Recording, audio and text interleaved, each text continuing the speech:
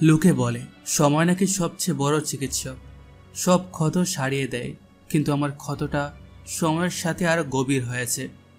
আজ ঠিক 1 বছর হয়ে গেল, 365 দিন, 8760 ঘন্টা। প্রত্যেকটা সেকেন্ড আমি বেঁচে আছি, কিন্তু আমার আত্মাটা মরে গেছে। মরে গেছে সে কালো রাতে, যেদিন আমি আমার বোনকে হারিয়েছি, আমার পরিচয় হারিয়েছি, আর হারিয়েছি তাকে, যে আমার বেঁচে থাকার একমাত্র কারণ ছিল। ফরন্ত বিকেল। বনানী কবরস্থানের পরিবেশটা শান্ত আর বিষণ্ণ। দুটো পাশাপাশি নতুন কবরের সামনে দাঁড়িয়ে আছে মেহেরিন। তার পরনে কালো সালোয়ার কামিজ, চোখে সানগ্লাস, তার হাতে একগুচ্ছ ধবধবে সাদা গোলাপ। দূর থেকে একটা কাঠবাদাম গাছের আড়ালে দাঁড়িয়ে নতুন চেহারার আরহাম, বর্তমানে তার নাম আয়ান, এই দৃশ্য দেখছে। তার চোখে জল, কিন্তু চোয়াল শক্ত। ওই তো আমার মেহরিন। 1 বছর পর ওকে আমি প্রথমবার এত কাছ থেকে দেখেছি। আমার আর ওর মধ্যে দূরত্ব মাত্র কয়েকশো গজের, কিন্তু এই দূরত্বটা যেন অনন্তকালের।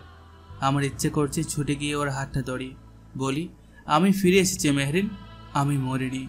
কিন্তু আমি পারছি না, কারণ ওর কাছে আমি আর বেঁচে নেই।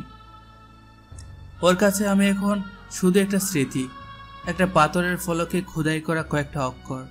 মেহেরিন ঝুঁকে পড়ে আরহামের কবরের উপর গোলাপগুলো রাখলো, তারপর পাশে আয়রার কবরের উপর রাখলো বাকি অর্ধেক। সে কবরের ফলকের উপর জমে থাকা শুকনো পাতাগুলো আলতো করে সরাতে লাগলো, আর ফিসফিস করে বলতে লাগলো, তোমরা দুজনই একসাথে আমাকে একা ফেলে চলে গেলে। কিসের এত তাড়া ছিল বলো তো? তুমি বলেছিলে আরহাম, আমাদের ভালোবাসার ডিজাইন কখনো ভাঙবে না, ওটা নাকি পারফেক্ট। দেখো আজ সব কিছু কেমন ভেঙে চুরমার হয়ে গেছে। তোমার এই হাসিটা, তোমার এই বোকা বোকা যোগগুলো, সব কিছু আমার মনে পড়ে। তুমি বলতে আমি নাকি তোমার জীবনে সবচেয়ে জটিল কিন্তু সুন্দর আর্কিটেকচার। আজ দেখো তোমার সেই আর্কিটেকচারটা কেমন ধ্বংসস্তূপে পরিণত হয়েছে। সেবার আয়রার কবরের দিকে তাকালো।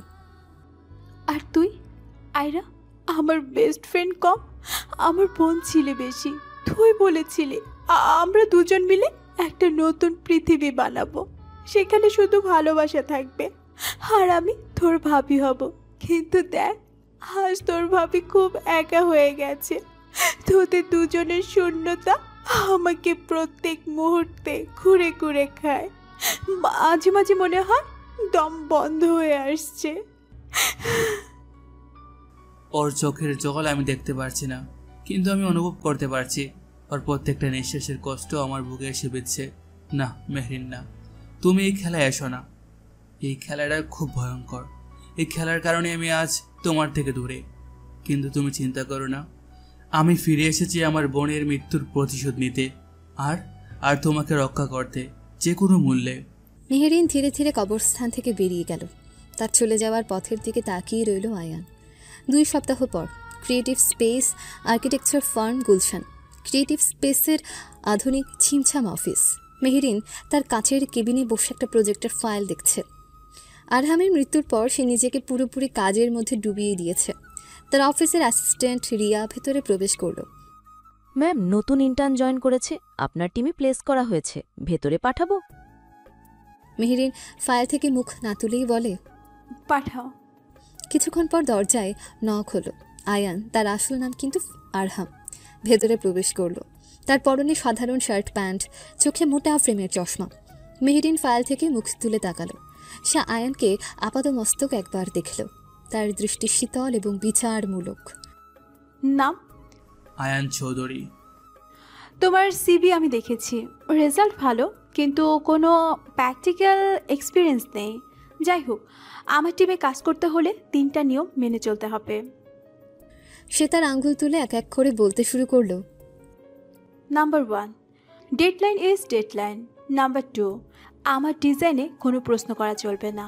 অ্যান্ড লাস্টলি, আমার ব্যক্তিগত ব্যাপারে কোনো আগ্রহ দেখাবে না। আমি তোমার বস, বন্ধু নই। ক্লিয়ার? একদম পরিষ্কার ম্যাডাম। গুড। ওই কোণের ডেস্কে গিয়ে বসো। আয়ান মেহেরিনের কথা মতোই পিছনে ডেস্কে গিয়ে বসল। কয়েক ঘন্টা পর মেহেরিন তার টিমকে নিয়ে একটা নতুন প্রজেক্টের ডিজাইন পর্যালোচনা করছে। আয়ানও সেখানে উপস্থিত। এই প্রজেক্টটা একটা লাক্সারি রিসর্টের। আমি চাই ডিজাইনটা হবে আলট্রা মডার্ন, মিনিমালিস্টিক এবং একদম নিখুঁত। সে তার করা একটা প্রাথমিক স্কেচ দেখালো। সবাই তার প্রশংসায় পঞ্চমুখ। মেহেরিন আয়নের দিকে তাকিয়ে বলে, এই যে নতুন ইন্টার্ন, তোমার কি মনে হয়? ডিজাইনটা সুন্দর ম্যাডাম, পারফেক্ট, কিন্তু কি? কিন্তু এটা একটা পাথরের মতো সুন্দর কিন্তু প্রাণহীন। একটা রিসোর্টে মানুষ আরাম করতে চায়, প্রকৃতির কাছাকাছি যেতে চায়। আপনার ডিজাইনে সেই সবুজ, সে বাতাসের কোনো জায়গা নেই। এটা একটা সুন্দর জেলখানার মতো লাগছে। এই অপ্রত্যাশিত এবং তীব্র সমালোচনায় পুরো রুম স্তব্ধ হয়ে গেল। মেহেরিনের মুখটা রাগে লাল হয়ে গেল। দাঁতে দাঁত চেপে বলে, তোমার সাহস হয় কি করে? সে রাগে ডিজাইন করা কাগজটা দলা পাকিয়ে আয়নের দিকে ছুঁড়ে মারল। এটা ডিজাইন নয়, এটা স্প্রে আবেগের জগা খিচুড়ি। এখানে ইমোশনের কোনো জায়গা নেই। Get out from my team. আমার অফিস থেকে এক্ষুনি বের হও। কিন্তু আবেগ ছাড়া তো কোনো শিল্পই তৈরি হয় না ম্যাডাম। এই কথা বলে সে রুম থেকে বেরিয়ে গেল। লাঞ্চের সময় মেহেরিন ক্যাফেটেরিয়ায় একা বসে একটা স্যান্ডউইচ নাড়াচাড়া করছে। তার মেজাজ এখনও গরম। সে দেখল আয়ান এক কোনার টেবিলে বসে টিফিন বক্স খুলে কি একটা খাচ্ছে আর গভীর মনোযোগ দিয়ে একটা বই পড়ছে। মেহেরিনের কৌতূহল হলো, কি খাওয়া হচ্ছে? আয়ান বই থেকে মুখ না তুলে বলে, যদি বলি আবেগের জগা খিচুড়ি, তাহলে কি আবার আমাকে বের করে দিবেন? এই অপ্রত্যাশিত উত্তরে মেহেরিন থমকে গেল। তুমি বেশ বেয়াদব, তাই না? আয়ান এবার বই থেকে মুখ তুলে হেসে বলে, আমি শুধু সৎ ম্যাডাম, আর আজকালকার দিনে সততাকেই মানুষ বেয়াদবি ভাবে। সে তার টিফিন বক্সটা মেহেরিনের দিকে এগিয়ে দিল। খেয়ে দেখবেন, আমার বাড়িওয়ালার স্ত্রী রান্না করেছে। উনি আমাকে ছেলের মতো ভালোবাসেন। মেহেরিন টিফিন বক্সের দিকে তাকিয়ে দেখল ভেতরে খিচুড়ি আর ডিম ভাজা। খুব সাধারণ খাবার, কিন্তু তার গন্ধটা অসাধারণ। আমি এসব খাই না। আমি জানি, আপনারা তো শুধু দামি রেস্টুরেন্টে ক্যালোরি মেপে খান। খাবারের ভেতরে ভালোবাসাটা তো আর মাপতে পারেন না। এই কথায় মেহেরিন আর কিছু না বলে বিরক্ত হয়ে সেখান থেকে চলে গেল। কিন্তু খিচুড়ির গন্ধটা তার মাথায় গেঁথে রইল। মেহেরিন তার কেবিনে এসে একা বসে আছে। আয়ানের কথাগুলো তার মাথায় ঘুরছে। আবেগ ছাড়া কোনো শিল্পী তৈরি হয় না। তার হঠাৎ মনে পড়ে গেল আরহামের কথা। 2 বছর আগের এক বিকেল ঘটনা তার চোখের সামনে ভেসে উঠল। মেহেরিন, আরহাম এবং আরহামের ছোট বোন আয়রা একটা আর্ট গ্যালারিতে ঘুরছে। ওয়াও, কি পারফেক্ট জিওমেট্রিক, কি sharp line. This is art. দর্শক, এখানে আরহাম আর আয়ান একই লোক। আপনাদের প্রশ্ন হলো, তাহলে তারা এখন একজন আরেকজনকে চিনতে পারছে না কেন? এটা আস্তে ধীরে বুঝতে পারবেন। গল্পটা আগে পুরোটা শুনবেন। আরহাম পাশের একটা সাদামাটা কিছুটা বিষণ্ণ ছবির দিকে তাকিয়ে বলে, আমার কিন্তু ওই ছবিটা বেশি ভালো লাগছে। ছবিটাই দেখা যাচ্ছে একজন বৃদ্ধ জানলার ধারে বসে বাইরের বৃষ্টির দিকে তাকিয়ে আছে। আয়রা বলে, ভাইয়া, তোর পছন্দও না, এই ছবিটাই তো কিছুই নেই, শুধু ধূসর রং। আরহাম মেহেরিনের হাতটা ধরে বলে, এই ছবিটার রং কম, কিন্তু আবেগ অনেক বেশি। দেখো, এই বৃদ্ধের চোখের দিকে তাকালে তার পুরো জীবনের একাকিত্বটা অনুভব করা যায়। শিল্প তো শুধু চোখের দেখায় জিনিস নয়, শিল্প হলো অনুভব করার জিনিস মেহেরিন। আয়রা তখন হেসে বলেছিল, তোমাদের দুজনের মাঝে আমি হলাম সেই আবেগ, তাই না? একজন হলো পারফেক্ট ডিজাইন, আরেকজন হলো গভীর ফিলোসফি, আর আমি হলাম দুটোকে মিশিয়ে দেওয়া ব্রিজ। তারা তিনজন একসাথে হেসে উঠেছিল। ফ্ল্যাশব্যাক এতটুকুই থাক, পরে আস্তে ধীরে আরও শোনাব। পুরোনো স্মৃতিটা মনে পড়তেই মেহেরিনের চোখ দুটো জলে ভরে এলো। সে বুঝতে পারল আয়ানের কথাগুলো আরহামের কথার সাথে কতটা মিলে যায়। সে ইন্টারকমে রিয়াকে ফোন করলো। রিয়া, ওই নতুন ইন্টার্ন আয়ান, ও কি অফিস থেকে চলে গেছে? না ম্যাম, ওকে তো আপনি আপনার টিম থেকে বের করে দিয়েছেন, তাই ও এখন স্টোর রুমে বসে পুরনো ফাইল গোছাচ্ছে। ওকে আমার কেবিনে পাঠাও। আয়ান যখন মেহেরিনের কেবিনে প্রবেশ করলো, তখন মেহেরিন এমন ভান করলো যেন সে খুব ব্যস্ত। আমি তোমাকে আরেকটা বার সুযোগ দিচ্ছি আয়ান, শুধু আমার বাবার অনুরোধে। কিন্তু এরপর যদি আমার ডিজাইনে নাক গলানোর চেষ্টা করেছো তাহলে সোজা বাড়ির পথ ধরবে। ধন্যবাদ ম্যাডাম। আর শোনো, আমার মাথায় খুব যন্ত্রণা হচ্ছে। যাও, প্ল্যান্টটি থেকে আমার জন্য 1 কাপ স্ট্রং ব্ল্যাক কফি বানিয়ে আনো, চিনি ছাড়া। জি ম্যাডাম। আয়ান পেন্ট্রিতে গেল। সে কফি বানানোর সময় তার ফোন থেকে দ্রুত মেহেরিনের অফিসের ওয়াইফাই নেটওয়ার্কে অ্যাক্সেস নিল এবং তার ল্যাপটপে একটা অত্যাধুনিক ট্র্যাকিং এবং সিকিউরিটি সফটওয়্যার ইনস্টল করতে শুরু করলো। সে কফি নিয়ে মেহেরিনের কেবিনে ফিরল। আপনার কফি ম্যাডাম। সে কফির কাপটা রাখার ফাঁকে দ্রুত তার ইনস্টলেশনের শেষ কমান্ডটা দিয়ে দিল। মেহেরিন ল্যাপটপের স্ক্রিনে একটা পপ আপ দেখে বলে, এটা কি? আমার ল্যাপটপে কি করছো তুমি? আপনার সেকালে অ্যান্টিভাইরাসটা আপডেট করে দিচ্ছিলাম ম্যাডাম। আপনার নেটওয়ার্ক খুব দুর্বল ছিল, হ্যাক হয়ে যেতে পারত। আমার অনুমতি ছাড়া তুমি আমার ল্যাপটপ টাচ করার সাহস পেলে কি করে? সাহস তো আপনি দিয়েছেন ম্যাডাম। মানে আপনি তো বললেন আপনার মতো দামি জিনিসের যত্ন নিতে হয়। ল্যাপটপটা তো আপনার দামি জিনিসের মধ্যেই পড়ে, তাই না? নাকি আপনি শুধু নিজেকে দামি ভাবেন? এই অপ্রত্যাশিত, বুদ্ধিদীপ্ত এবং কিছুটা বিদ্রুপাত্মক কথায় মেহেরিন একেবারে থমকে গেল। সে কোনো উত্তর খুঁজে পেল না। কফিটা ঠান্ডা হয়ে যাচ্ছে ম্যাডাম। এই বলে সে মুচকি হেসে ঘর থেকে বেরিয়ে গেল। মেহেরিন রাগে অপমানে কফির কাপের দিকে তাকিয়ে রইল, কিন্তু তার অজান্তে তার ঠোঁটের কোণে ফুটে উঠল এক হালকা হাসি রেখা। এই ছেলেটা কি সত্যি খুব অদ্ভুত লাগছে। ছদ্মবেশী হয়ে দেখার সবচেয়ে বড় কষ্টটা কি জানেন? নিজের প্রিয় মানুষটাকে কষ্ট পেতে দেখা, অথচ তাকে সান্ত্বনা দেওয়ার জন্য কাছে যেতে না পারা। মেহরিন প্রতিদিন একটু একটু করে নিজেকে শেষ করে দিচ্ছিল। আমি সিদ্ধান্ত নিলাম আমি তাকে এভাবে হারাতে দিতে পারি না। আমি যদি আরহাম হিসাবে তার জীবনে ফিরতে না পারি, তাহলে আয়ান হিসেবে তার জীবনে আলো ফিরিয়ে আনবো। আর তার জন্য আমাকে তার স্মৃতির সাথে লড়াই করতে হবে। পরের দিন সকালবেলা অফিসের সবাই কাজে ব্যস্ত। মেহরিন তার কেবিনে বসে একটা গুরুত্বপূর্ণ ক্লায়েন্ট মিটিংয়ের জন্য প্রস্তুতি নিচ্ছে। সে তার অ্যাসিস্ট্যান্ট রিয়াকে ডাকলো। রিয়া, মিস্টার জামানের সাথে আমাদের মিটিংটা আজ কোথায়? ম্যাম, লোকেশন এখনও ফাইনাল হয়নি। ক্লায়েন্ট একটা কোজি এবং ক্রিয়েটিভ জায়গা চেয়েছেন। কোজি আর ক্রিয়েটিভ। গুলশানে ভালো কোনো আর্ট ক্যাপ দেখো। ঠিক সেই মুহূর্তে আয়ান একটা ফাইল হাতে নিয়ে মেহরিনের কেবিনের দরজায় নক করল। আসতে পারি ম্যাডাম? কি হয়েছে দেখতে পাচ্ছ না আমি ব্যস্ত? সরি ম্যাডাম, আমি শুধু মিস্টার জামানের প্রজেক্টের ব্যাপারে কিছু রিসার্চ করছিলাম। আমার মনে হয় ধানমন্ডির ক্যাফের মোমেন্টস জায়গাটা মিটিংয়ের জন্য ভালো হতে পারে। মেহরিন অবাক হয়ে তার দিকে তাকালো। ধানমন্ডি? এত দূরে? আর তুমি জানলে কি করে আমরা মিস্টার জামানের মিটিং নিয়ে কথা বলছি? আপনার ডেস্কের উপর রাখা ফাইলটা দেখে। আর ওই কফি শপটার ইন্টেরিয়র ডিজাইন খুব ইউনিক, কিছুটা ইউরোপিয়ান স্টাইলের। মিস্টার জামানের মতো ক্লায়েন্ট আর যারা আর্ট ভালোবাসেন তাদের এই জায়গাটা পছন্দ হওয়াই কথা। আয়ানেরই অপ্রত্যাশিত এবং বুদ্ধিদীপ্ত পরামর্শে মেহরিন কিছুটা দ্বিধায় পড়ে গেল। সে জানে জায়গাটা তার আর আরহামের প্রিয় জায়গা, কিন্তু সে এও জানে আয়ানের চুক্তিটা সঠিক। মেহরিন কিছুটা ভেবে বলে, ঠিক আছে রিয়া, ক্যাফে মোমেন্টসে মিটিংটা ফিক্সড করো বেলা 11টায়। আর আয়ান, জি ম্যাডাম। তুমিও আমার সাথে যাচ্ছ। তুমি যেহেতু জায়গাটা চুজ করেছো, তাই ক্লায়েন্টের সামনে সব কিছু দায়িত্ব তোমার। অবশ্যই ম্যাডাম। সে বেরিয়ে যাওয়ার পর মেহরিন নিজের মনেই বলল, ছেলেটা কি আমার মন ফুটতে পারে নাকি? 11:15 বাজে। মেহরিন তার গাড়ির জন্য অপেক্ষা করছে। সে দেখলো আয়ান তার পুরোনো বাইকটা স্টার্ট দেওয়ার চেষ্টা করছে, কিন্তু বাইকটা স্টার্ট নিচ্ছে না। মেহরিন গাড়ির জানলা দিয়ে বলে, কি হলো মিস্টার জিনিয়া, তোমার বাইকের ইঞ্জিন তো দেখি তোমার কি আত্মসমর্পণ করে নিয়েছে। মাঝে মাঝে পুরনো জিনিস একটু বিরক্ত করে ম্যাডাম, আপনার মতো। হোয়াট?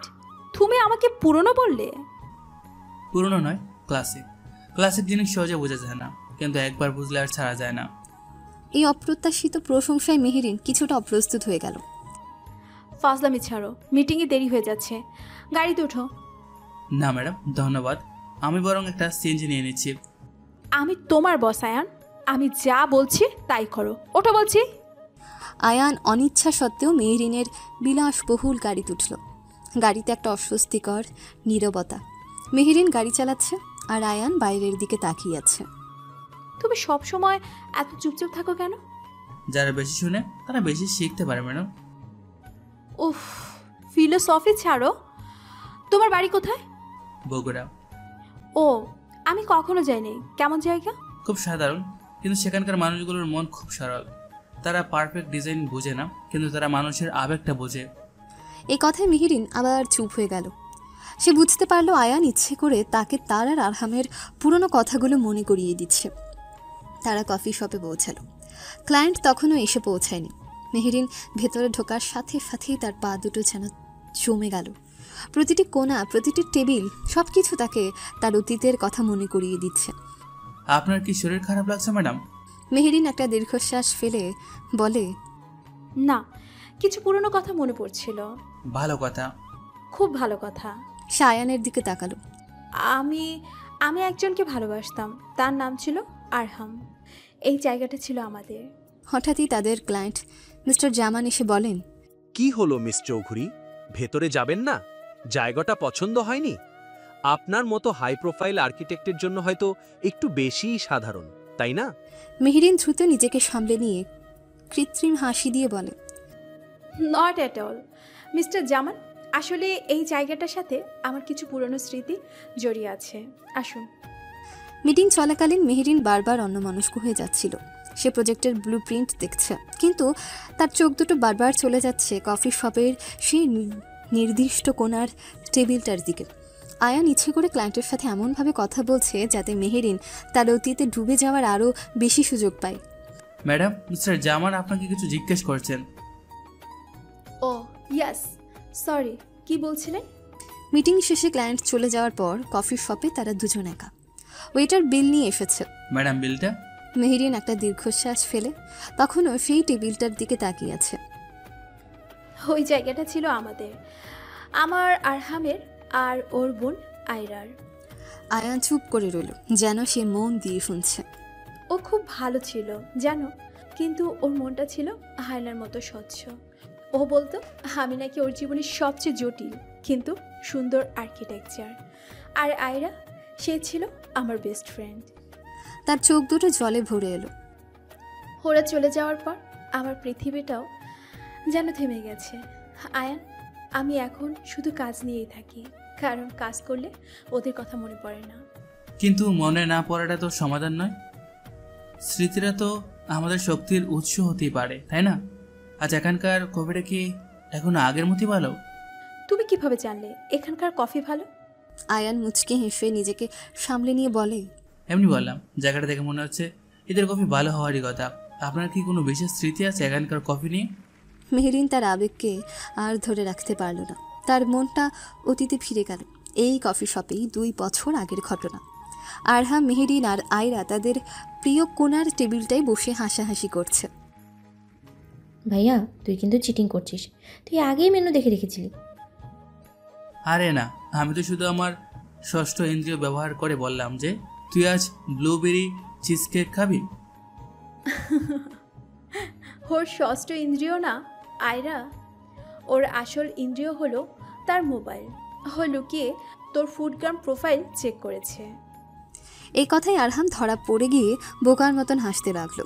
আরহাম হঠাৎ সিরিয়াস হয়ে বলে, ম্যারিন। বলো। আরহাম হঠাৎ তার চেয়ার থেকে উঠে মেহরিনের সামনে হাঁটু গেড়ে বসলো। পকেট থেকে একটা আংটির বাক্স বের করলো। কফি শপের সবাই তাদের দিকে তাকিয়ে আছে। মেহরিন চৌধুরী, আমি আমি তোমাকে। মেহেরিনের হৃৎপিণ্ডটা ধকধক করছে। সে লজ্জায় আনন্দে লাল হয়ে গেছে। আমি তোমাকে বলতে চাই যে আজকের বিলটা তুমি দিবে। আমার মানিব্যাগটা আমি বাড়িতে ফেলে এসেছি। এই কথা শুনে মেহেরিনের স্বপ্ন এক মুহূর্তে ভেঙে চুরমার হয়ে গেল। সে রাগে দুঃখে হাসিতে কি বলবে বুঝতে পারছিল না। আয়রা তার মোবাইল দিয়ে পুরো দৃশ্যটা ভিডিও করছে আর হাসতে হাসতে শেষ।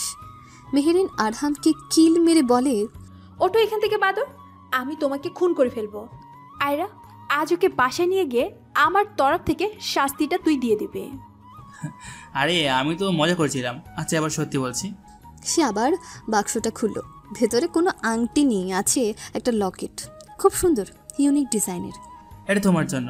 এটা শুধু একটা লকেট নয়, এটা আমাদের 3 জনের ভালোবাসার প্রতীক। এটা সবসময় নিজের কাছে রাখবে। ওয়াও আয়রা, ওয়াও আরহাম, এটা তো অসাধারণ। আমি এমন ডিজাইন আগে কখনো দেখিনি। পাথরটা কিসের? মনে হচ্ছে এর ভিতরে পুরো আকাশটাকে বন্দি করে রাখা হয়েছে।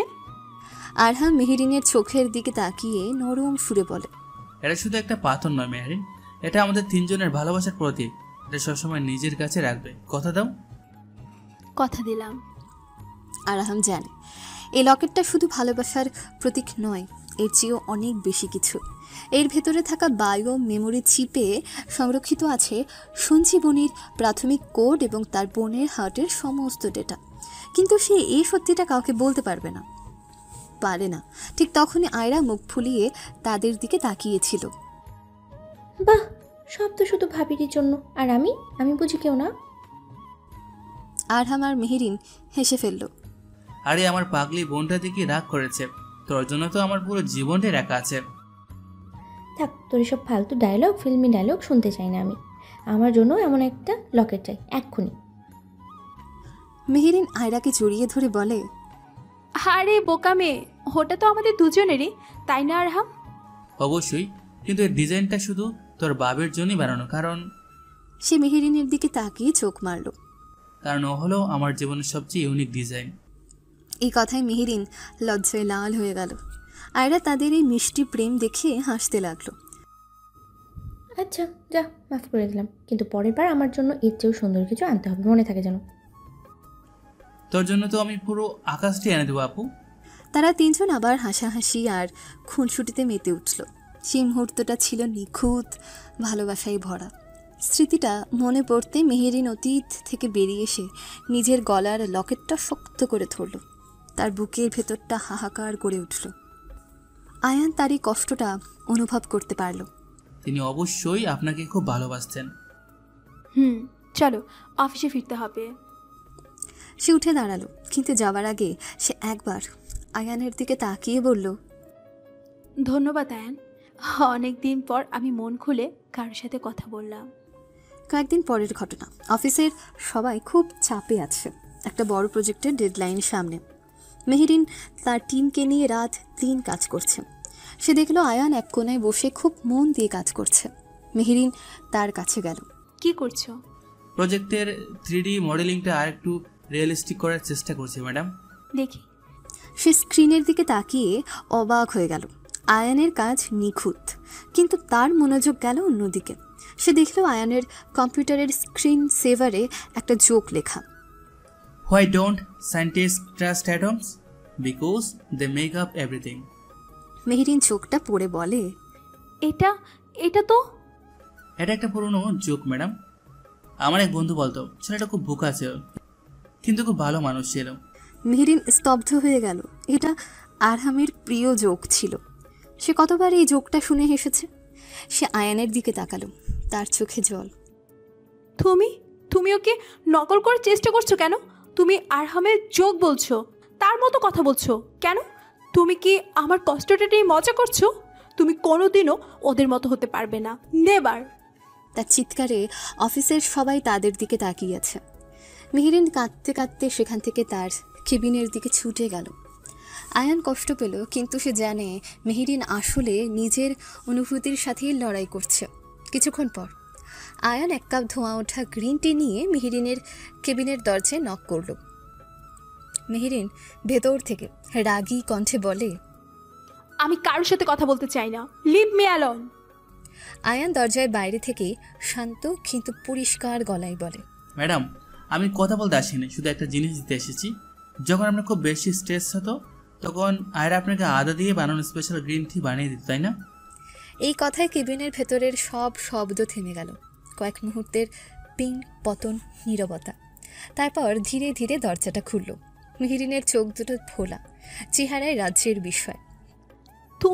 তুমি এটা কিভাবে জানলে? এই কথাটা তো শুধু আমি আর আয়রা জানতাম। আয়ান একদম শান্তভাবে চোখে মুখে কোনো অভিব্যক্তি না ফুটিয়ে বলে, আপনার পুরনো অ্যাসিস্ট্যান্ট রিয়া বলছিল, সে আমাকে পেন্ট্রিতে আদা খুঁজে পেতে সাহায্য করলো। বললো আপনি নাকি এই চাটা খুব পছন্দ করতেন। আয়ান নিখুঁতভাবে মিথ্যাটা বলল। সে জানে রিয়া এসবের কিছুই জানে না। এই তথ্যটা ছিল তার স্মৃতির মণিকোঠা থেকে নেওয়া, আরহামের স্মৃতি। মেহেরিন আয়ানের চোখের দিকে তাকিয়ে রইল। সে বোঝার চেষ্টা করছে ছেলেটা কি সত্যি বলছে নাকি এর পেছনে অন্য কোনো রহস্য আছে? সে কিছু না বলে চায়ের কাপটা হাতে নিল। চায়ের ভাব থেকে আদার হালকা পরিচিত গন্ধটা তার নাকে আসতেই তার চোখ দুটো আবার জলে ভরে এলো। সাবধানে খাবেন ম্যাডাম, গরম আছে। আপনার তো আবার সব কিছুতেই তাড়াহুড়ো। এই কথায় মেহরিনের ঘোরটা কাটল। সে চোখ মুছে আয়ানের দিকে তাকালো। আমার সব ব্যাপার তোমার এত আগ্রহ কেন আয়ান? আগ্রহ নয় ম্যাডাম, এটা আমার দায়িত্ব। আপনি আমার বস, আপনার স্বাস্থ্যের খেয়াল রাখা তো আমার কর্তব্যের মধ্যে পড়ে। তাই নাকি তুমি আমাকে ইমপ্রেস করার চেষ্টা করছো? আপনাকে ইমপ্রেস করা তো এভারেস্ট জয় করার চেয়েও করেন। আমি অধরো পর্বত আরোহী নই, আমি শুধু একজন সাধারণ ইন্টার্ন যে তার বসের জন্য একটু চা বানিয়ে এনেছে। সে একটু থেমে দরজার দিকে ঘুরে দাঁড়ালো। তবে হ্যাঁ, একটা কথা না বলে পারছি না। কি? কান্না ভেজা চোখে আপনাকে আরো বেশি জটিল লাগে, অনেকটা একটা অমীমাংসিত পজলের মতো। এই অদ্ভুত প্রশংসা শুনে মেহেরিন কি বলবে বুঝতে পারল না। সে দেখলো আয়ান শান্তভাবে সেখান থেকে চলে যাচ্ছে। সে সজোরে দরজাটা বন্ধ করে দিল, কিন্তু এবার তার আগের চেয়ে বেশি ছিল এক ধরনের অদ্ভুত অনুভূতি। সে চায়ের কাপে চুমুক দিল। চায়ের স্বাদটা ছিল একদম একদম আয়রার বানানো চায়ের মতো। সেদিন রাতে কাজ শেষে মেহেরিন যখন তার গাড়ির দিকে এগিয়ে যাচ্ছে, তখন সে দেখল তার গাড়ির 4টা টায়ারই কেউ পাংচার করে দিয়েছে। সে অবাক হয়ে চারদিকে তাকাতে লাগলো। ঠিক তখনই দুটো লোক তার দিকে এগিয়ে এলো, তাদের মুখ ঢাকা। চৌধুরী সাহেবের মেয়ে তো, তোর বাপকে বলবি রহমান গ্রুপের শেয়ারগুলো যদি কাল সকালের মধ্যে বিক্রি না করে, তাহলে শুধু টায়ার নয়, তোর হাত পাও আমরা পাংচার করে দেব। মেহেরিন ভয়েই পিছিয়ে গেল। সে সাহায্যের জন্য চিৎকার করতে যাবে, ঠিক তখনই পার্কিং লটের ছায়া থেকে একজন বেরিয়ে এলো। তার মুখ কালো কাপড়ে ঢাকা, পরনে কালো হুডি। সে আয়ান। মেয়েদের ভয় দেখানো খুব সহজ, তাই না? এবার একটু ছেলেদের সাথে লড়ে দেখ। শুরু হলো এক ভয়ঙ্কর লড়াই। আয়ান একা, কিন্তু তার গতি এবং কৌশল ছিল অবিশ্বাস্য। লড়াইয়ের এক পর্যায়ে একজন লোক পেছন থেকে মেহেরিনকে ধরার চেষ্টা করে। আয়ান সেটা দেখতে পায়। সে দৌড়ে গিয়ে এমন একটা কায়দায় লোকটাকে মাটিতে ফেলে দেয়, যা দেখে মেহেরিন চমকে ওঠে। সঙ্গে সঙ্গে মেহেরিন চলে যায় তার অতীতে, আরহামদের বাড়ির ছাদে। আরহাম মেহেরিনকে সেলফ ডিফেন্স শেখাচ্ছে। দেখো, যদি কেউ পেছন থেকে এভাবে ধরে, তাহলে প্রথমে তার পায়ে মারবে, তারপর কোণে দিয়ে পেটে, ব্যাস খেলাফতে। আয়রা পাশে বসে চিপস খেতে খেতে বলে, বাহ ভাইয়া, তুই তো দেখছি আমার ভাবিকে ব্রুসলি বানিয়ে ছাড়বি। মারো ভাবি, মারো, ওর মাথায় মারো। আরহাম আর মেহেরিন হাসতে হাসতে একে অপরের সাথে খেলার ছলে লড়ছিল। সে একই মুভ। মেহেরিনের নিঃশ্বাস বন্ধ হয়ে এলো। সবিশ্বাস্য চোখে মুখোশ পরা লোকটার দিকে তাকিয়ে রইল। সিরিঞ্জের শব্দ শুনে লোক দুটো পালিয়ে গেল। মুখোশ পরা লোকটা আয়ান মেহেরিনের দিকে একবার তাকিয়েই অন্ধকারে মিলিয়ে গেল। মেহেরিন শুধু তার চলে যাওয়া পথের দিকে তাকিয়ে রইল। তার মনে তখন হাজারো প্রশ্ন। এই সেই মুভমেন্ট যেটা আরহাম তাকে শিখিয়েছিল। রাতে আয়ান তার সাধারণ অ্যাপার্টমেন্ট থেকে বেরিয়ে একটা গোপন লিফটে করে বিল্ডিংয়ের উপরের পেন্ট হাউসে প্রবেশ করে। এখানে সে আরহাম রহমান। তার পরনে দামি স্যুট, হাতে রোলেক্স ঘড়ি, আঙুলের চিপায় সিগারেট। তার সামনে বিশাল মনিটরে ভেসে উঠছে মেহেরিনের গাড়ির সিসিটিভি ফুটেজ, শত্রুদের গতিবিধি এবং রহমান গ্রুপের শেয়ার মার্কেটের ডেটা। তার বিশ্বস্ত সহকারী জাবির প্রবেশ করল। স্যার, আজকের হামলাটা নাদির চৌধুরীর লোকই করেছিল, কিন্তু তার পেছনেও আন্তর্জাতিক সিন্ডিকেটের চাপ ছিল। আমি জানি নাদের চৌধুরী একটা পুতুল মাত্র, আসল খেলাটা খেলছে অন্য কেউ। কিন্তু স্যার, আপনি আর কতদিন এইভাবে থাকবেন? মেহরিন ম্যাডাম তো আপনাকে সন্দেহ করতে শুরু করেছে। করুক, ওর সন্দেহটাই ওকে আমার কাছে টিকিয়ে রেখেছে। আমি শুধু সঠিক সময়ের অপেক্ষায় আছি। সে মনিটরের দিকে তাকালো, যেখানে মেহেরিনের লাইভ লোকেশন দেখা যাচ্ছে। মেহরিনের গলায় যে লকেট আছে তার উপর 24 ঘন্টার স্যাটেলাইট নজরদারি রাখো। জাভির, ওটাই এখন আমাদের সবচেয়ে বড় সম্পদ, আর ওটাই আমার বোনের শেষ স্মৃতি। মনে রেখো, ওই লকেটের বিষয়টা যদি শত্রুদের কানে যায় তাহলে কিন্তু সব শেষ হয়ে যাবে। তার কণ্ঠে ঝরে পড়ছিল ক্ষমতা, প্রতিশোধের আগুন আর গভীর ভালোবাসা। আরহাম আর আয়রা চলে যাওয়ার পর আমি আমার চারপাশে একটা বরফের দেয়াল তুলে দিয়েছিলাম। ভেবেছিলাম এই দেয়াল আমাকে সব কষ্ট থেকে বাঁচাবে, কিন্তু আয়ানের আসার পর থেকে সেই দেয়ালে ফাটল ধরতে শুরু করেছে।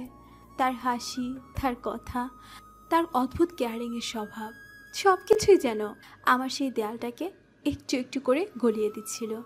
আমি ভয় পাচ্ছিলাম আবার নতুন করে কাউকে বিশ্বাস করতে, কিন্তু তার চেয়েও বেশি ভয় পাচ্ছিলাম আয়ানের মধ্যে বারবার আরহামের ছায়া দেখে। তার সব কিছু আরহামের সাথে মিলে যায় কেন? সে কি সব জেনে শুনে এসব করছে? আয়ানকে কি সে চিনত? এক সপ্তাহ পর একটা অভিজাত এনজিওর বোর্ডরুম। মেহেরিন এবং আয়ান একটা নতুন এতিমখানা তৈরির ডিজাইন প্রেজেন্ট করতে এসেছে। মেহেরিন তার নিখুঁত, আধুনিক এবং মিনিমালিস্টিক ডিজাইনটি সবার সামনে তুলে ধরেছে। এবং আপনারা দেখতে পাচ্ছেন, এই ডিজাইনে আমরা সর্বোচ্চ স্পেস ইউটিলাইজেশনের উপর জোর দিয়েছি। প্রতিটি বাচ্চার জন্য আলাদা বেড, পর্যাপ্ত আলো বাতাস এবং একটি সুশৃঙ্খল পরিবেশ। এটা হবে দেশের মডেল এতিমখানা। এনজিওর চেয়ারপারসন, একজন বয়স্ক ভদ্র মহিলা মিসেস রহমান ফাইলটা দেখলেন। তার মুখে প্রশংসার বদলে এক ধরনের হতাশার ছাপ। আপনার ডিজাইনটা খুব সুন্দর মিস চৌধুরী, নিখুঁত, কিন্তু এটা একটা হোস্টেলের মতো লাগছে। বাড়ির মতো নয়। এখানে শৃঙ্খলা আছে কিন্তু উষ্ণতা নেই। বাচ্চারা এখানে থাকতে পারবে কিন্তু ভালোবাসতে পারবে না। এই কথায় মেহেরিন আহত হলো। কিন্তু ম্যাম, আর্কিটেকচারের ইমোশনের চেয়ে স্ট্রাকচার বেশি গুরুত্বপূর্ণ। আয়ান ধীরে ধীরে উঠে দাঁড়িয়ে বলে, আমি কি কিছু বলতে পারি ম্যাম? মেহেরিন তার দিকে রাগী চোখে তাকালো। মিসেস রহমান বলেন, অবশ্যই প্লিজ। ম্যাডাম ঠিকই বলছেন, স্ট্রাকচার খুব গুরুত্বপূর্ণ, কিন্তু একটা এতিমখানার আত্মা হলো তার শিশুরা। তাদের মানসিকতা বুঝতে না পারলে শুধু ইট পাথরের দেয়াল তুলে কোনো লাভ নেই। সে তার ব্যাগ থেকে কিছু হাতে আঁকা স্কেচ বের করলো। আমি গতকাল ওই এতিমখানার বাচ্চাদের সাথে কথা বলেছিলাম, জেনেছিলাম তাদের সবচেয়ে বড় ভয় হলো একাকিত্ব। তাই আমি এমন একটা ডিজাইন ভেবেছি যেখানে কোনো লম্বা এক এক করিডোর থাকবে না, থাকবে গোলাকার উঠান, যেখানে সবাই সবাইকে দেখতে পাবে। তাদের বেডরুমগুলো হবে ছোটো ছোটো কটেজের মতো, আর সামনে থাকবে একটুকরো বাগান, আর থাকবে একটা স্বপ্নের দেয়াল, যেখানে প্রত্যেকটা বাচ্চা তাদের স্বপ্নগুলো আঁকতে পারবে। তার ডিজাইনে আবেগ ছিল, ভালোবাসা ছিল, আর ছিল বাচ্চাদের জন্য গভীর চিন্তা। মিসেস রহমান এবং বোর্ডের অন্য সদস্যরা মুগ্ধ হয়ে গেল। অসাধারণ, আমরা ঠিক এমন কিছুই খুঁজছিলাম। মিস চৌধুরী, আমি চাই আপনারা দুজন একসাথে মিলে এই নতুন কনসেপ্টের উপরেই কাজ করুন। মেহেরিন স্তব্ধ হয়ে গেল। এই প্রথম তার পারফেকশন হেরে গেল আয়ানের ইমোশনের কাছে। 2 বছর আগে একটা পুরনো এতিমখানা, আরহাম, আয়রা এবং মেহেরিন এতিমখানায় বাচ্চাদের জন্য নতুন কাপড় আর খাবার নিয়ে এসেছিল। তারা বাচ্চাদের সাথে খেলছে, হাসাহাসি করছে। আয়রা একটা ছোট বাচ্চার চুল আছড়ে দিতে দিতে বলে, ভাবি দেখো মেয়েটা কি সুন্দর, আমার খুব ইচ্ছে ওদের জন্য কিছু একটা করতে। আমরা তো করছি আয়রা। আরহাম একটা বাচ্চাকে কোলে নিয়ে বলে, না মেহরিন, আরা বলতে চাইছে স্থায়ী কিছু একটা করতে। এই ছোটো ছোটো উপহারগুলো তাদের একদিনের আনন্দ দেবে, কিন্তু তাদের একটা সত্যিকারের বাড়ি দরকার। সে মেহেরিনের দিকে তাকালো। একদিন আমরা এমন একটা স্কুল আর বাড়ি বানাবো যেখানে কোনো বাচ্চা নিজেকে একা ভাববে না, যেখানে তাদের স্বপ্নগুলো ডানা মেলতে পারবে। তুমি ডিজাইনটা করবে আর আমি টাকা দেব। আর আয়রা? আর আমি ওদের সবার হেড মিস্ট্রেস হব। কি মজা হবে তাই না? তারা 3 জন একসাথে তাদের স্বপ্নের কথা বলছিল। তাদের চোখগুলো ছিল আশায় ভরা। পুরনো স্মৃতিটা মনে পড়তে মেহেরিনের বুকের ভেতরটা হাহাকার করে উঠল। সে বুঝতে পারলো আয়ানের ডিজাইনটা শুধু একটা ডিজাইন ছিল না, ওটা ছিল তাদের 3 জনের সে পুরনো স্বপ্নটারই প্রতিচ্ছবি। মিটিং শেষে ফেরার পথে গাড়িতে পিন পতন নীরবতা। মেহেরিন বাইরের দিকে তাকিয়ে আছে আর আয়ান চুপচাপ বসে আছে। আপনার কি খুব খারাপ লাগছে ম্যাডাম, আমি সবার সামনে আপনার ডিজাইনের সমালোচনা করছি বলে? মেহেরিন অন্যদিকে তাকিয়ে বলে, আমার খারাপ লাগবে কেন? তুমি তো ঠিকই বলছো, আমার ডিজাইনটা সত্যি প্রাণহীন ছিল। এই অপ্রত্যাশিত স্বীকারোক্তিতে আয়ান অবাক হলো। কিন্তু তুমি কিভাবে জানতে বাচ্চারা ঠিক কী চায়? তুমি কি সত্যি ওদের সাথে কথা বলেছিলে? হ্যাঁ, তাছাড়া আমার নিজেরও তো একটা শৈশবকাল ছিল, তাই না? আমিও তো একসময় ভালোবাসার উষ্ণতা খুঁজতাম। এই কথায় একটা চাপা কষ্ট ছিল যা মেহেরিনকে স্পর্শ করলো। সে আর কিছু না বলে শুধু আয়ানের দিকে তাকিয়ে রইল। এভাবে আরও কিছুদিন কেটে গেল। কয়েকদিন পরের ঘটনা। কাজ শেষে বাড়ি ফেরার পথে নামলো ঝুম বৃষ্টি। মেহরিনের গাড়িটা মাঝ রাস্তায় বন্ধ হয়ে গেল। সে বিরক্ত হয়ে ড্রাইভারকে বকাঝকা করছে। আমি বুঝতে পারছি না, এত দামি গাড়িও যদি এই অবস্থা হয়। ঠিক তখনই তার গাড়ির জানালায় কেউ টোকা দিল। সে দেখলো আয়ান একটা ছাতা হাতে দাঁড়িয়ে আছে। ম্যাডাম, আপনার পারফেক্ট গাড়িটা মনে হয় প্রকৃতির কাছে হার মেনেছে। এখন কি আমার এই অসম্পূর্ণ ছাতার নিচে আশ্রয় নেবেন? মেহরিনের আর কোনো উপায় ছিল না। সে গাড়ি থেকে নেমে আয়ানের ছাতার নিচে দাঁড়ালো। আমার ড্রাইভারকে বলো একটা ওভার ডাকতে। এই বৃষ্টিতে ওভার কেন? উড়োজাহাজও পাওয়া যাবে না ম্যাডাম। তার চেয়ে চলুন একটু হাঁটি, বৃষ্টিতে উপভোগ করি। আমি বৃষ্টি উপভোগ করি না, আমার সর্দি লাগে। তাহলে তো ভালোই, কাল অফিসে আসতে হবে না। আমি একা একা এতিমখানার ডিজাইনটা করে ফেলবো। মেহরিন তাকে কনুই দিয়ে হালকা ধাক্কা দিয়ে বলে, তুমি খুব বেশি কথা বলো আয়ান। আর আপনি খুব কম হাসেন ম্যাডাম। মেহরিন একটা দীর্ঘশ্বাস ফেলে খুব শান্ত কিন্তু বিষণ্ণ গলায় বলে, হাসি হাসি তো আমারও ছিল আয়ান। খলখল করে হেসে ওঠা একটা মেয়ে ছিলাম আমিও, যার হাসির শব্দে 4-5টা মুখর হয়ে থাকতো। একজন ছিল যে আমার হাসিটাকে বলতো ঝর্ণার শব্দ, আর একজন ছিল যে আমার হাসির কারণ হওয়ার জন্য পৃথিবীর সব কিছু করতে পারত। সে একটু থামল, তার গলাটা ধরে আসছিল। কিন্তু ওরা চলে যাওয়ার পর সেই ঝর্ণাটা শুকিয়ে গেছে। এখন আর হাসি আসে না। মাঝে মাঝে হাসির চেষ্টা করি আয়নার সামনে দাঁড়িয়ে, কিন্তু মনে হয় অন্য কেউ হাসছে। এই হাসিটা আমার নয়, এটা একটা মুখোশ। এই মুখোশটা আমি পরে থাকি যাতে কেউ আমার ভিতরে ভাঙা কাচের টুকরোগুলো দেখতে না পায়। কারণ এই শহরে দুর্বলতার কোনো দাম নেই আয়ান। এখানে সবাই শুধু শক্তিশালী, নিখুঁত মানুষদেরই বাহবা দেয়। সে আয়ানের চোখের দিক তাকালো। তার চোখে ছিল রাজ্যের শূন্যতা। তাই আমি আর হাসি না, কারণ আমার হাসিটা আমাকে আমার সবচেয়ে সুন্দর দিনগুলোর কথা মনে করিয়ে দেয়। আর সেই স্মৃতিগুলো এখন আমার জন্য সবচেয়ে বড় কষ্টের কারণ। আয়ান আর কিছু বলল না, কারণ সেও তো সব জানে। তারা চুপচাপ হাঁটতে লাগলো। বৃষ্টির ছাট থেকে বাঁচানোর জন্য আয়ান ছাতাটা মেহরিনের দিকে একটু বেশি করে ঝুঁকে ধরেছিল। তাই তার নিজের একটা কাঁধ পুরো ভিজে যাচ্ছিল। দৃশ্যটা মেহরিনের চোখ এড়ালো না। তোমার তো কাঁধ ভিজে যাচ্ছে, ছাতাটা মাঝখানে ধরো। সমস্যা নেই, আপনার ঠান্ডা লাগলে আমার চেয়ে বেশি সমস্যা হবে, কারণ তখন আমাকে আবার আদা দিয়ে গ্রিন টি বানাতে হবে। এই কথায় মেহরিন হেসে ফেলল। হাঁটতে হাঁটতেই মেহরিন হঠাৎ শ্যাওলা পড়া একটা জায়গায় পা পিছলে প্রায় পড়েই যাচ্ছিল। আহ বলে সে চোখ বন্ধ করে ফেলল। কিন্তু মাটিতে পড়ার বদলে সে অনুভব করলো দুটো শক্তিশালী হাত তাকে শক্ত করে ধরে ফেলেছে। আয়ান দ্রুত তাকে ধরে ফেলে নিজের বুকের উপর টেনে নিয়েছে। মুহূর্তের জন্য তারা একে অপরের খুব কাছে চলে এলো। বৃষ্টির শব্দের মধ্যে তারা একে অপরের দ্রুত হৃদস্পন্দনের শব্দ শুনতে পাচ্ছিল। মেহরিন চোখ খুলে দেখল সে আয়ানের চোখেই তাকিয়ে আছে। তাদের মধ্যে দূরত্ব মাত্র কয়েক ইঞ্চি। আয়ান কিছুটা শ্বাসরুদ্ধকর গলায় বলে, সাবধানে ম্যাডাম, ঢাকার রাস্তাও কিন্তু আপনার ডিজাইনের মতো পারফেক্ট নয়।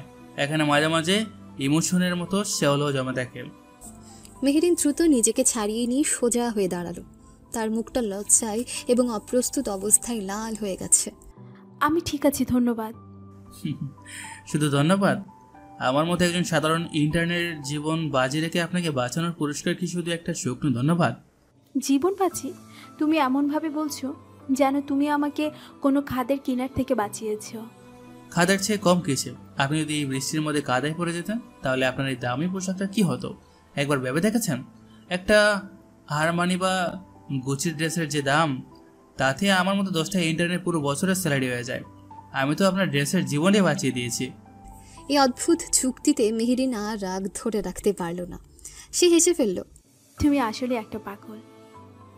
পাগল না হলে কি আর আপনার মতো একজন পারফেক্ট মানুষের সাথে কাজ করতে পারতাম?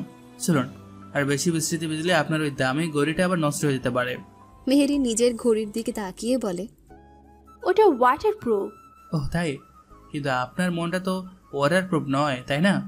দেখুন বৃষ্টিতে ভিজে ওরা কেমন গলে যাচ্ছে। এ কথায় মেহরিন আর কোনো উত্তর খুঁজে পেল না। সে শুধু আয়ানের দিকে তাকিয়ে রইল। এই প্রথম কেউ তার অহংকারের দেয়ালের পেছনের মানুষটাকে এত সহজে দেখতে পেল। সে নিজের অজান্তে আয়ানের ভেজা শার্টের উপর আলতো করে মাথা রাখল, যেন সে এই আশ্রয়টুকু হারাতে চায় না। কয়েক সপ্তাহ পর মেহরিনের ফর্ম এতিমখানার ওই প্রজেক্টটা পেয়েছে। এই সাফল্যের জন্য একটা ছোট পার্টির আয়োজন করা হয়েছে। পার্টিতে কোম্পানির সবচেয়ে সুদর্শন এবং ধনী ক্লায়েন্ট মিস্টার সিকান্দার মেহরিনের সাথে কথা বলার জন্য এগিয়ে এলো। আপনার ডিজাইনটা অসাধারণ ছিল মিস চৌধুরী, আপনার মতোই সুন্দর। ধন্যবাদ। আপনি যদি আপত্তি না করেন তাহলে ডিনারের পর আমি কি আপনাকে কফি খেতে নিয়ে যেতে পারি? দূর থেকে একটা পটেটো চিপসের প্লেট হাতে নিয়ে আয়ান দৃশ্যটা দেখছিল। আয়ান নিজের মনে বলে, লোকটা তো দেখি পুরো তেলতেলে একখানা। কফি খাবে না ছাই, মতলব তো অন্য। সে আর দাঁড়িয়ে থাকতে পারল না। সে হাতে একটা জুসের গ্লাস নিয়ে তাদের দিকে এগিয়ে গেল। আয়ান সিকান্দারের পাশে এসে হোঁচট খাওয়ার ভান করে। ওহ সরি স্যার, আমি একদমই দেখিনি। এই বলে সে পুরো জুসের গ্লাসটা দুর্ঘটনাক্রমে সিকান্দারের দামি স্যুটের উপর ফেলে দিল। হোয়াট দ্য, আমার আরমানির স্যুট তুমি করলেটা কি ইডিয়েট? আমি অত্যন্ত দুঃখিত স্যার। আসলে ম্যাডামের সৌন্দর্যের দিকে তাকিয়ে আমি এতটাই মুগ্ধ হয়ে গেছিলাম যে পায়ের নিচে কিছু খেয়ালই করিনি। এই অপ্রত্যাশিত প্রশংসায় মেহেরিন এবং সিকান্দার দুজনেই অবাক হয়ে গেল। Idiot, nonsense. সিকান্দার রাগে গজরাতে গজরাতে ওয়াশরুমের দিকে চলে গেল। মেহেরিন হাসি চেপে কঠিন গলায় বলে, এটা কি তুমি ইচ্ছে করে করলে আয়ান? কিসের কথা বলছেন ম্যাডাম? আমি তো শুধু আপনার প্রশংসা করছিলাম। তাই নাকি তুমি ঈর্ষা হয়েছিলে? ঈর্ষা? আমি? আপনার জন্য? ম্যাডাম, আপনার সম্পর্কে আপনার ধারণাটা একটু বেশি উঁচু, তাই না? এই কথা বলে আয়ান মুখ ঘুরিয়ে চলে গেল। মেহেরিন তার যাওয়ার পথের দিকে তাকিয়ে রইল। সে জানে আয়ান মিথ্যে বলেছে, আর এই সত্যিটা জানতে পেরে তার কেন যেন খুব ভালো লাগলো। পার্টি শেষে মেহেরিন যখন তার গাড়ির জন্য অপেক্ষা করছে, তখন সে দেখলো আয়ান চলে যাচ্ছে। সে তাকে ডাকল। আয়ান। আয়ান ঘুরে দাঁড়ালো। ধন্যবাদ। কিসের জন্য? ওই লোকটার হাত থেকে বাঁচানোর জন্য। ও খুব বিরক্ত করছিল। আমি তো কিছু করিনি, যা করার জুসের গ্লাসটাই করেছে। মেহেরিন হেসে ফেলল। তুমি কি আমার সাথে এক কাপ কফি খাবে? এবার কোনো রাস্তার দোকানে নয়, ভালো কোনো জায়গায়। আয়ান অবাক হলো। আপনি আমাকে কফির জন্য অফার করছেন? সূর্য কি আজ পোস্টই মরছে ম্যাডাম? তুমি যদি না খেতে চাও তাহলে ঠিক আছে। না না, আমি তো মজা করছিলাম, চলুন। তাদের এই অপ্রত্যাশিত কফি ডেট তাদের সম্পর্কের বরফটাকে যেন পুরোপুরি গলিয়ে দিল। মেহেরিন তার কথা রেখেছে। সে আয়ানকে ঢাকার অন্যতম অভিজাত একটা কফি শপে নিয়ে এসেছে। পরিবেশটা শান্ত, মৃদু জ্যাজ মিউজিক বাজছে। আয়ান তার সাধারণ পোশাকে এই পরিবেশে কিছুটা বেমানান, কিন্তু তার চোখে মুখে কোনো জড়তা নেই। ওয়েটার এসে বলে, madam, sir, what can I get for you? I will have my usual. এক কাপ কফি এক্সপ্রেস। ওয়েটার আয়ানের দিকে তাকিয়ে বলে, and for you sir? Ayaan menu কার্ডের দিকে তাকিয়ে ভ্রু কুঁচকে বলে, আপনাদের এখানে মাটির বারে চা পাওয়া যায়? এই প্রশ্নে ওয়েটার এবং মেহেরিন দুজনেই অবাক হয়ে তার দিকে তাকালো।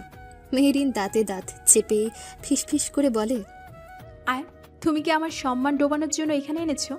এটা একটা 5 স্টার কফি শপ, কোনো রাস্তার টং নয়। আয়ান ওয়েটারের দিকে তাকিয়ে হেসে বলে, সরি ভাই, আমি মজা করছিলাম। আমার জন্য এক কাপ আদা দেওয়া দুধ চা নিয়ে আসুন, চিনি ছাড়া। ওয়েটার বিভ্রান্ত মুখে চলে গেল। আমি বুঝতে পারছি না তোমার সমস্যাটা কি। আমি তোমাকে এত সুন্দর একটা জায়গা নিয়ে এলাম, আর তুমি কিনা অর্ডার করলে দুধ চা। কেন ম্যাডাম, দুধ চা কি কোনো অপরাধ? আপনার ওই তেতু এসপ্রেসোর চেয়ে এর স্বাদ অনেক ভালো। তাছাড়া এর মধ্যে আদা আছে, আপনার ঠান্ডা লাগবে না। কে বললো? আমার ঠান্ডার কথা ভেবে তুমি এটা অর্ডার করেছো? আমি বলিনি, আপনার চোখ বলেছে। এই কথায় মেহেরিন আর কোনো উত্তর করতে বা দিতে পারল না। সে চুপচাপ বাইরের দিকে তাকিয়ে রইল। কিছুক্ষণ পর তাদের অর্ডার এলো। আয়ান চায়ের কাপে চুমুক দিয়ে বলে, আহ, অসাধারণ, কিন্তু আমাদের গ্রামের টং দোকানের চায়ের মতো নয়। ওটার মধ্যে একটা মাটির গন্ধ আছে। মেহেরিন এসপ্রেসোতে চুমুক দিয়ে বলে, তুমি কি সব কিছুর মধ্যেই তোমার গ্রামকে টেনে আনবে? শেখরকে তো আর অস্বীকার করা যায় না, তাই না ম্যাডাম? আপনি যেমন আপনার অহংকারকে ছাড়তে পারেন না, আমিও তেমন আমার গ্রামকে ছাড়তে পারি না। আমি অহংকারী নই। অবশ্যই আপনি অহংকারী। আপনি ভাবেন আপনি সেরা, আপনার ডিজাইন পারফেক্ট। আপনি ভাবেন দামি পোশাক আর দামি কফি খেলেই মানুষ বড় হয়ে যায়। তুমি আমার সম্পর্কে কিছুই জানো না আয়ান।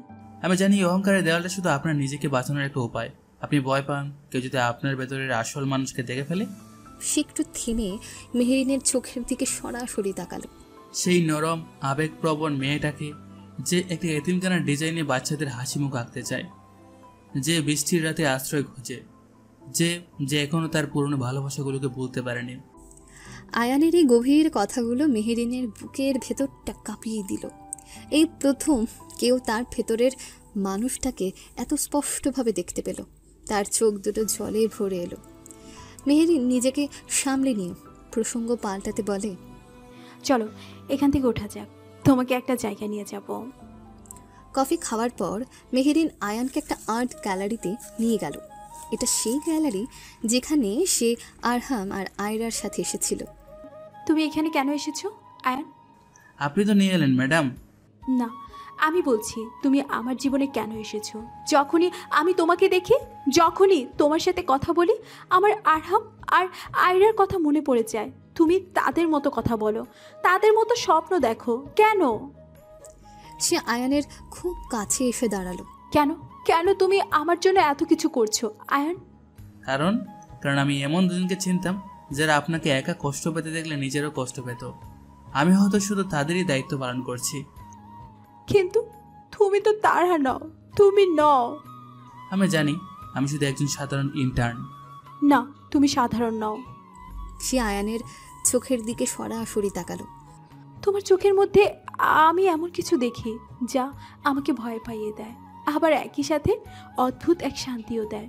বলো আমাকে, তুমি কে আয়ান? সত্যিটা কি? আয়ান কোনো উত্তর দিতে পারল না। সে শুধু তার প্রেমিকার এই যন্ত্রণা কাতর মুখের দিকে তাকিয়ে রইল। তার ছদ্মবেশটা তাকে রক্ষা করার জন্য ছিল, কিন্তু আজ সেটাই তার ভালোবাসার পথে সবচেয়ে বড় দেয়াল হয়ে দাঁড়িয়েছে। আর্ট গ্যালারির সেই রাতের পর থেকে আমার পৃথিবীটা যেন দুই ভাগ হয়ে গিয়েছিল। একদিকে ছিল আরহামের স্মৃতি, যা ছিল আমার অতীতের আশ্রয়, আর অন্যদিকে ছিল আয়ানের রহস্যময় উপস্থিতি, যা আমার বর্তমানকে তোলপাড় করে দিচ্ছিল। আমার মন বলছিল ওরা দুজন আলাদা, কিন্তু আমার আত্মা বলছিল ওরা একই মুদ্রার এপিঠ আর ওপিঠ। আমি সিদ্ধান্ত নিলাম আমি আর এই দ্বিধার মধ্যে থাকবো না। আমি সত্যিটা খুঁজে বের করবই, আর তার জন্য আমাকে এমন একটা খেলা খেলতে হলো যার নিয়মগুলো শুধু আরহামই জানতো। কয়েকদিন পর মেহেরিন একটা ক্লায়েন্ট মিটিংয়ের অজুহাতে আয়ানকে বসুন্ধরা সিটির একটা বিশাল মিউজিক স্টোরে নিয়ে এসেছে। ম্যাডাম, আমরা এখানে কি করছি? ক্লায়েন্টের সাথে তো আমাদের আর্কিটেকচার নিয়ে কথা বলার কথা, মিউজিক নিয়ে। মেহেরিন এদিক ওদিক তাকাতে তাকাতে বলে, ক্লায়েন্ট একজন মিউজিক লাভার। তিনি তার নতুন বাড়িতে একটা সাউন্ড প্রুফ মিউজিক রুম চান, তাই আমি একটু আইডিয়া নিচ্ছি। আয়ান বুঝতে পারলো মেহেরিন মিথ্যে বলছে, কিন্তু সে কিছু না বলে চুপ করে রইল। মেহেরিন তাকে টেনে পিয়ানোর সেকশনে নিয়ে গেল। দেখো কি সুন্দর একটা গ্র্যান্ড পিয়ানো। সে একটা পিয়ানোর সামনে বসলো এবং তার আঙুলগুলো রিডের উপর রাখলো। একটা সুর আমার মাথায় ঘুরছে, কিন্তু আমি কিছুতেই ওটা পুরোপুরি মনে করতে পারছি না। খুব চেনা কিন্তু অচেনা। সে একটা সুর বাজাতে শুরু করলো। সুরটা খুব মিষ্টি, কিন্তু নিজে ইচ্ছে করে কিছু নোট ভুল বাজালো। আয়ান দাঁড়িয়ে দাঁড়িয়ে শুনছিল। তার মুখটা কঠিন হয়ে গেল। সে জানে এই সুরটা কি। এটা সেই সুর যা আরহাম তার বোন আয়রার জন্মদিনে তাকে উৎসর্গ করে কম্পোজ করেছিল। মেহেরিন বাজানো থামিয়ে হতাশের ভান করে বলে, দূর, হচ্ছে না। এর পরের অংশটা কি ছিল? যদি আরহাম থাকতো, ও ঠিকই বাজিয়ে দিত। সে এমনভাবে আয়ানের দিকে তাকালো যেন সে তার সাহায্য চাইছে। আয়ান এক তীব্র মানসিক দ্বন্দ্বে পড়ল। কয়েক মুহূর্তের নীরবতা। আয়ান চোখ বন্ধ করল। তার চোখের সামনে ভেসে উঠল আয়রার হাসি মুখ। আয়ান ধীরে ধীরে পিয়ানোর সামনে বসে। আমি চেষ্টা করে দেখতে পারি ম্যাডাম। মেহেরিনের হৃৎপিণ্ডটা ধক ধক করে উঠল। আয়ান পিয়ানোর রিডে হাত রাখল। তারপর সে চোখ বন্ধ করে পুরো সুরটা নিখুঁতভাবে বাজিয়ে দিল। শ্যুটটা শেষ হওয়ার পর পুরো মিউজিক স্টোর নিস্তব্ধ। মেহরিন কাঁপতে কাঁপতে তার দিকে তাকিয়ে আছে, তার চোখ দিয়ে অঝরে জল পড়ছে। আয়ান উঠে দাঁড়িয়ে মনের কষ্ট লুকিয়ে বলে, আপনার শ্যুটটা খুব সুন্দর ম্যাডাম, কিন্তু এর মধ্যে অনেক কষ্ট লুকিয়ে আছে। এই বলে সে আর এক মুহূর্তও দাঁড়ালো না, দ্রুত মিউজিক স্টোর থেকে বেরিয়ে গেল। গাড়িতে পিং পতন নীরবতা। মেহরিন গাড়ি চালাচ্ছে আর আয়ান বাইরের দিকে তাকিয়ে আছে। মেহরিন গাড়ি চালাতে চালাতে শান্ত কিন্তু দৃঢ় কণ্ঠে বলে, তুমি পিয়ানো বাজানো কোথা থেকে শিখেছো আয়ান? ছোটবেলায় একজন বন্ধুর কাছে। সেই বন্ধু যে তোমাকে বোকা যোগগুলো বলতো? হ্যাঁ। বন্ধুটা কি খুব ভালো পিয়ানো বাজাতো? সে বলতো সে নাকি তার জীবনের গল্পগুলো পিয়ানোর সুর দিয়ে লিখত। তাহলে আজ তুমি কার গল্পটা বাজালে আয়ান? তোমার বন্ধুর নাকি তোমার নিজে? আয়ান কোনো উত্তর দিল না। সেখান থেকে ফিরে এসে রাতে মেহরিন তার অ্যাপার্টমেন্টে একা শুয়ে আছে। সে তার ফোন থেকে আরহামের বাজানো সেই একই সুরের একটা পুরনো ভিডিও দেখছে। ভিডিওতে আরহাম হাসতে হাসতে পিয়ানো বাজাচ্ছে, আয়রা আর মেহরিন তার সাথে গলা মেলাচ্ছে। মেহরিন ভিডিওর আরহামের সাথে আজকের আয়ানের বাজানোর ভঙ্গি মেলাতে চেষ্টা করছে। প্রতিটি নোট, প্রতিটি আঙ্গুলের নড়াছোড়া সব কিছু এক। সে কান্নায় ভেঙে পড়ল। মেহরিন নিজের মনেই বলে, এটা সম্ভব না। এটা কিভাবে সম্ভব? দুজন আলাদা মানুষের সব কিছু এক হতে পারে না। তাহলে কি আমি পাগল হয়ে যাচ্ছি? আমি কি আয়ানের মধ্যে আরহামকে কল্পনা করছি? এদিকে সেই রাতেই আয়ান তার গোপন পেন্ট হাউসে ফিরে এলো। সে প্রচণ্ড অস্থির। তার বিশ্বস্ত সহকারী জাবির একটা জরুরি খবর নিয়ে প্রবেশ করল। স্যার, একটা খারাপ খবর আছে। আন্তর্জাতিক সিন্ডিকেটটা সেফটি কি বহনকারী এর পরিচয় প্রায় জেনে ফেলেছে। কিভাবে? হামলার রাতের হসপিটালের সিসিটিভি ফুটেজ ওরা পুনরুদ্ধার করেছে। সেইখানে দেখা যাচ্ছে আয়রা ম্যাডাম মারা যাওয়ার ঠিক আগে মেহরিন ম্যাডামকে তার কেবিনে ডেকে পাঠিয়েছিলেন। আরহাম টেবিলে ঘুষি মেরে বলে, শেট, তার মানে মেহরিনের জীবন এখন সরাসরি বিপদের মুখে? জি স্যার, ওরা এখন মেহরিন ম্যাডামের ওপর 24 ঘন্টা নজর রাখছে। আমি এটা হতে দেব না জাবির। আমি আমার বোনকে হারিয়েছি, আমি মেহরিনকে হারাতে পারবো না। আমাদের প্ল্যান পরিবর্তন করতে হবে। প্রতিরক্ষার সময় শেষ, এবার আক্রমণের সময়। এদিকে মেহরিনের বেডরুম। মাঝরাত। মেহরিন ঘুমের মধ্যে দুঃস্বপ্ন দেখছে। সে দেখছে সে হামলার রাতের দৃশ্য, মুখোশধারী ঘাতকরা, বিস্ফোরণ আর আয়রার নিথর দেহ। সে ঘুমের মধ্যেই চিৎকার করে উঠল, আয়রা! তার ঘুম ভেঙে গেল। সে হাঁপাচ্ছে, তার পুরো শরীর ঘেমে গেছে। সে বিছানার পাশের টেবিল থেকে জলের গ্লাসটা নিতে গিয়ে হাত কাঁপায়, গ্লাসটা নিচে পড়ে ভেঙে গেল। সে ভাঙা কাচের টুকরোগুলোর দিকে তাকিয়ে কান্নায় ভেঙে পড়ল। আমি আর পারছি না। আরহাম, তুমি কোথায়? আমার তোমাকে খুব দরকার। পরদিন বিকেলে মেহরিন আয়ানকে বোটানিক্যাল গার্ডেনের একটা নির্জন লেকের ধারে ডেকে পাঠালো। আমার সাথে আসার জন্য ধন্যবাদ। আপনি ডাকলে তো আমাকে আসতে হবে ম্যাডাম। আচ্ছা আয়ান, তোমাকে একটা প্রশ্ন করি। করুন। যদি কোনো দিন আরহাম ফিরে আসে তাহলে আমি কি করব? এই প্রশ্নে আয়ানের বুকের ভেতরটা মোচড় দিয়ে উঠল। আয়ান অনেকক্ষণ চুপ থেকে ভাঙা গলায় বলে, তাহলে তাহলে আপনি পৃথিবীর সবচেয়ে ভাগ্যবান মেয়ে হবেন ম্যাডাম। আর তুমি তুমি কি করবে? আমি? সে মেহরিনের চোখের দিকে তাকালো। আমি হয়তো সেদিনই এই শহর ছেড়ে চলে যাব, কারণ যে গল্পের নায়ক ফিরে আসে সে গল্পের ছায়ার কোনো প্রয়োজন হয় না। কিন্তু যদি ছায়াটাই নায়ক হয়, যদি ছায়াটার মধ্যে আমি আমার নায়ককে খুঁজে পাই, যদি ছায়াটাকে আমি ভালোবেসে ফেলি, তাহলে? আয়ান কোনো উত্তর দিতে পারল না। দুজনেই আবার নিজেদের মতো করে নিজেদের অ্যাপার্টমেন্টে চলে গেল। রাতে আয়ান তার ঘরে একা। সে মেহরিনের বলা শেষ কথাগুলো ভাবছে। যদি ছায়াটাকে আমি ভালোবেসে ফেলি, তাহলে? সে তার পুরনো চেহারার অর্থাৎ আরহামের একটা ছবি বের করলো। ছবির পাশে সে আয়নার সামনে দাঁড়িয়ে নিজের নতুন চেহারাটা দেখল।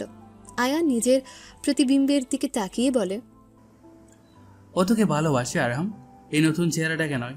তুই যদি সত্যি বলে দিস, ও কি তোকে মেনে নিতে পারবে নাকি ও ভয় পেয়ে যাবে?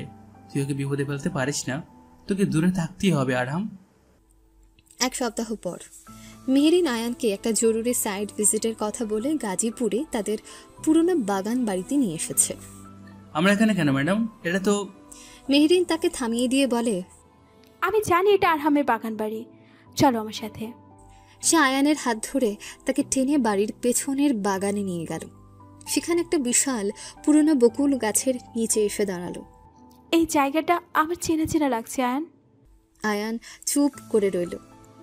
আরহাম, আয়রা আর আমরা তিনজন মিলে এই গাছটার নিচে একটা টাইম ক্যাপসুল পুঁতে রেখেছিলাম। আরহাম বলেছিল এখানে নাকি আমাদের ভালোবাসার সবচেয়ে বড় প্রমাণটা লুকিয়ে আছে। সে আয়ানের চোখের দিকে সরাসরি তাকালো। ও বলেছিল ঠিক কোন জায়গায় ওটা পোতা আছে সেটা শুধু ওই জানে। তুমি কি আমাকে খুঁজে দেবে আয়ান? তুমি কি পারবে আমার ভালোবাসার প্রমাণটা খুঁজে দিতে? একটু খুঁজে দাও প্লিজ। এটা ছিল মেহেরিনের শেষ এবং সবচেয়ে বড় পরীক্ষা। আয়ান বুঝতে পারল খেলা শেষ। সে আর অভিনয় করতে পারল না। তার চোখের জল বাঁধ ভেঙে বেরিয়ে এলো। সে কোনো কথা না বলে ঠিক সেই জায়গাটার সামনে গিয়ে হাঁটু গেড়ে বসল। তারপর খালি হাতে মাটি খুঁড়তে শুরু করলো। কিছুক্ষণ পর মাটির নিচ থেকে বেরিয়ে এলো একটা ছোট জলরোধী বাক্স। সে কাঁপতে কাঁপতে বাক্সটা খুলে মেহেরিনের হাতে দিল। ভেতরে ছিল তাদের তিনজনের একসাথে তোলা একটা ছবি, আরহামের লেখা একটা চিঠি, আর আয়রার দেওয়া সেই লকেটটার মতো দেখতে আরেকটা লকেট। মেহেরিন চিঠিটা খুলল। সেখানে লেখা, যদি কোনোদিন আমি হারিয়ে যাই তাহলে এই আকাশের তারার দিকে তাকিও, আমি ওখানেই থাকবো, তোমার প্রিয় আরহাম। মেহেরিনের এই সমস্ত সন্দেহ, সমস্ত দ্বিধা এক মুহূর্তে সত্যি হয়ে গেল। সে কান্নায় ভেঙে পড়ল। চিৎকার করে বলে, আরহাম, তুমি তুমি বেঁচে আছো। এই বলে সে ছুটে গিয়ে আয়ানকে জড়িয়ে ধরল। আয়ানও তাকে শক্ত করে জড়িয়ে ধরে কান্নায় ভেঙে পড়ল। 1 বছর 365 দিন, প্রত্যেকটা দিন আমি এই মুহূর্তের স্বপ্ন দেখেছি আমি আবার মেহেরিনের সামনে দাঁড়াবো, ওকে জড়িয়ে ধরবো, ওর সব কষ্ট মুছে দেব। কিন্তু আমি এও জানতাম সত্যিটা জানার পর পৃথিবীটা আবার কেঁপে উঠবে। আমাদের পুনর্মিলন কোন গল্পের শেষ ছিল না, ছিল এক নতুন আর ভয়ঙ্কর যুদ্ধের শুরু। বাগান বাড়িটা যেন সাক্ষী হয়ে আছে দুটি আত্মার পুনর্মিলনের। মেহেরিন আরহামকে শক্ত করে জড়িয়ে ধরে আছে, যেন সে এক মুহূর্তের জন্য তাকে ছাড়তে চায় না। তার কান্নার শব্দে চারপাশের নিস্তব্ধতা ভেঙে খান খান হয়ে যাচ্ছে। আরহামও তাকে জড়িয়ে ধরে আছে। তার নিজের চোখ দিয়েও অঝরে জল পড়ছে। মেহেরিন কান্না জড়ানো ভাঙা গলায় বলে, কেন কেন আরহাম, কেন আমাকে এতদিন এই কষ্টটা পেতে দিলে? আমি আমি প্রত্যেকটা দিন মরেছি।